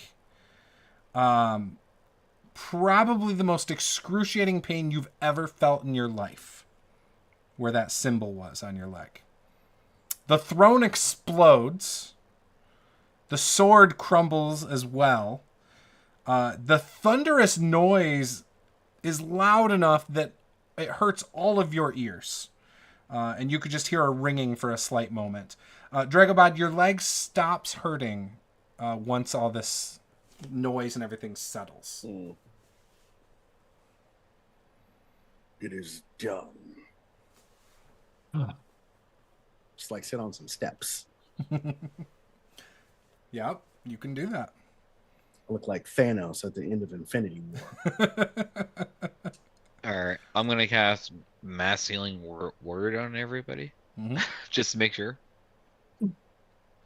So everybody regains 8 hit points each.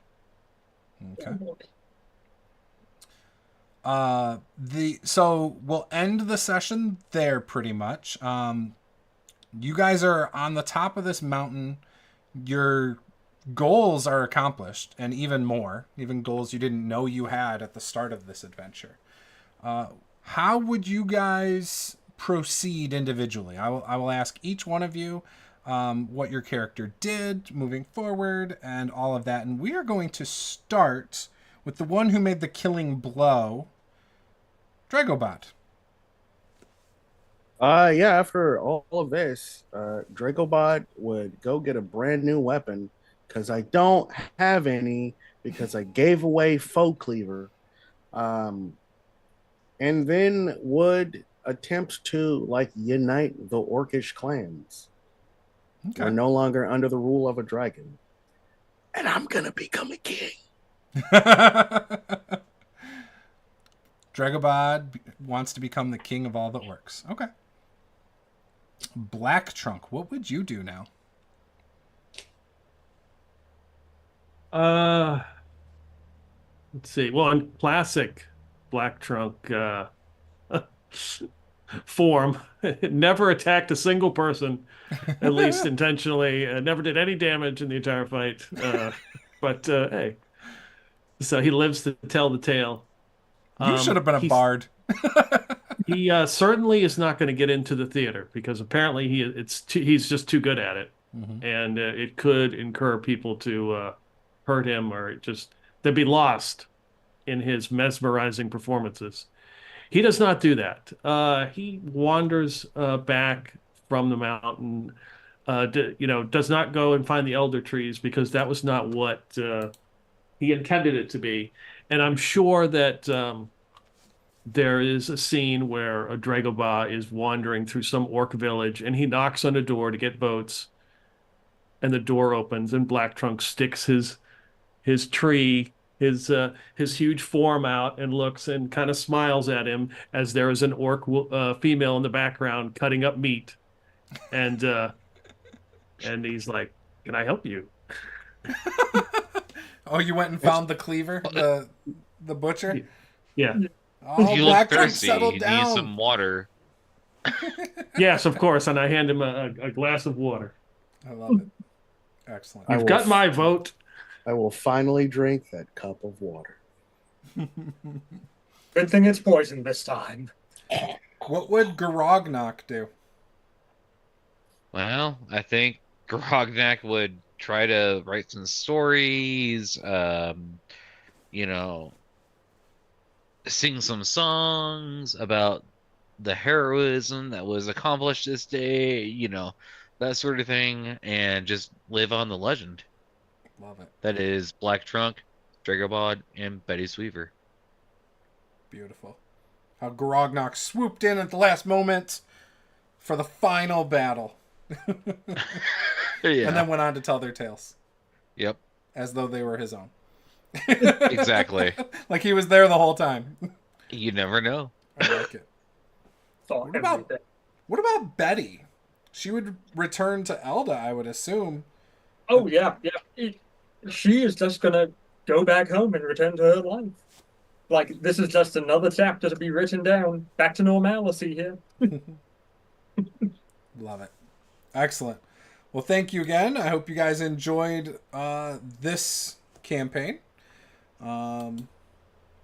We did a lot more than I expected, and I had a good time. So this was a fun campaign. Took a little. The last few few times we tried to play, it was hard to get scheduling down, but we finally did it, and it's sad that it comes to an end. So thank you guys for watching at home.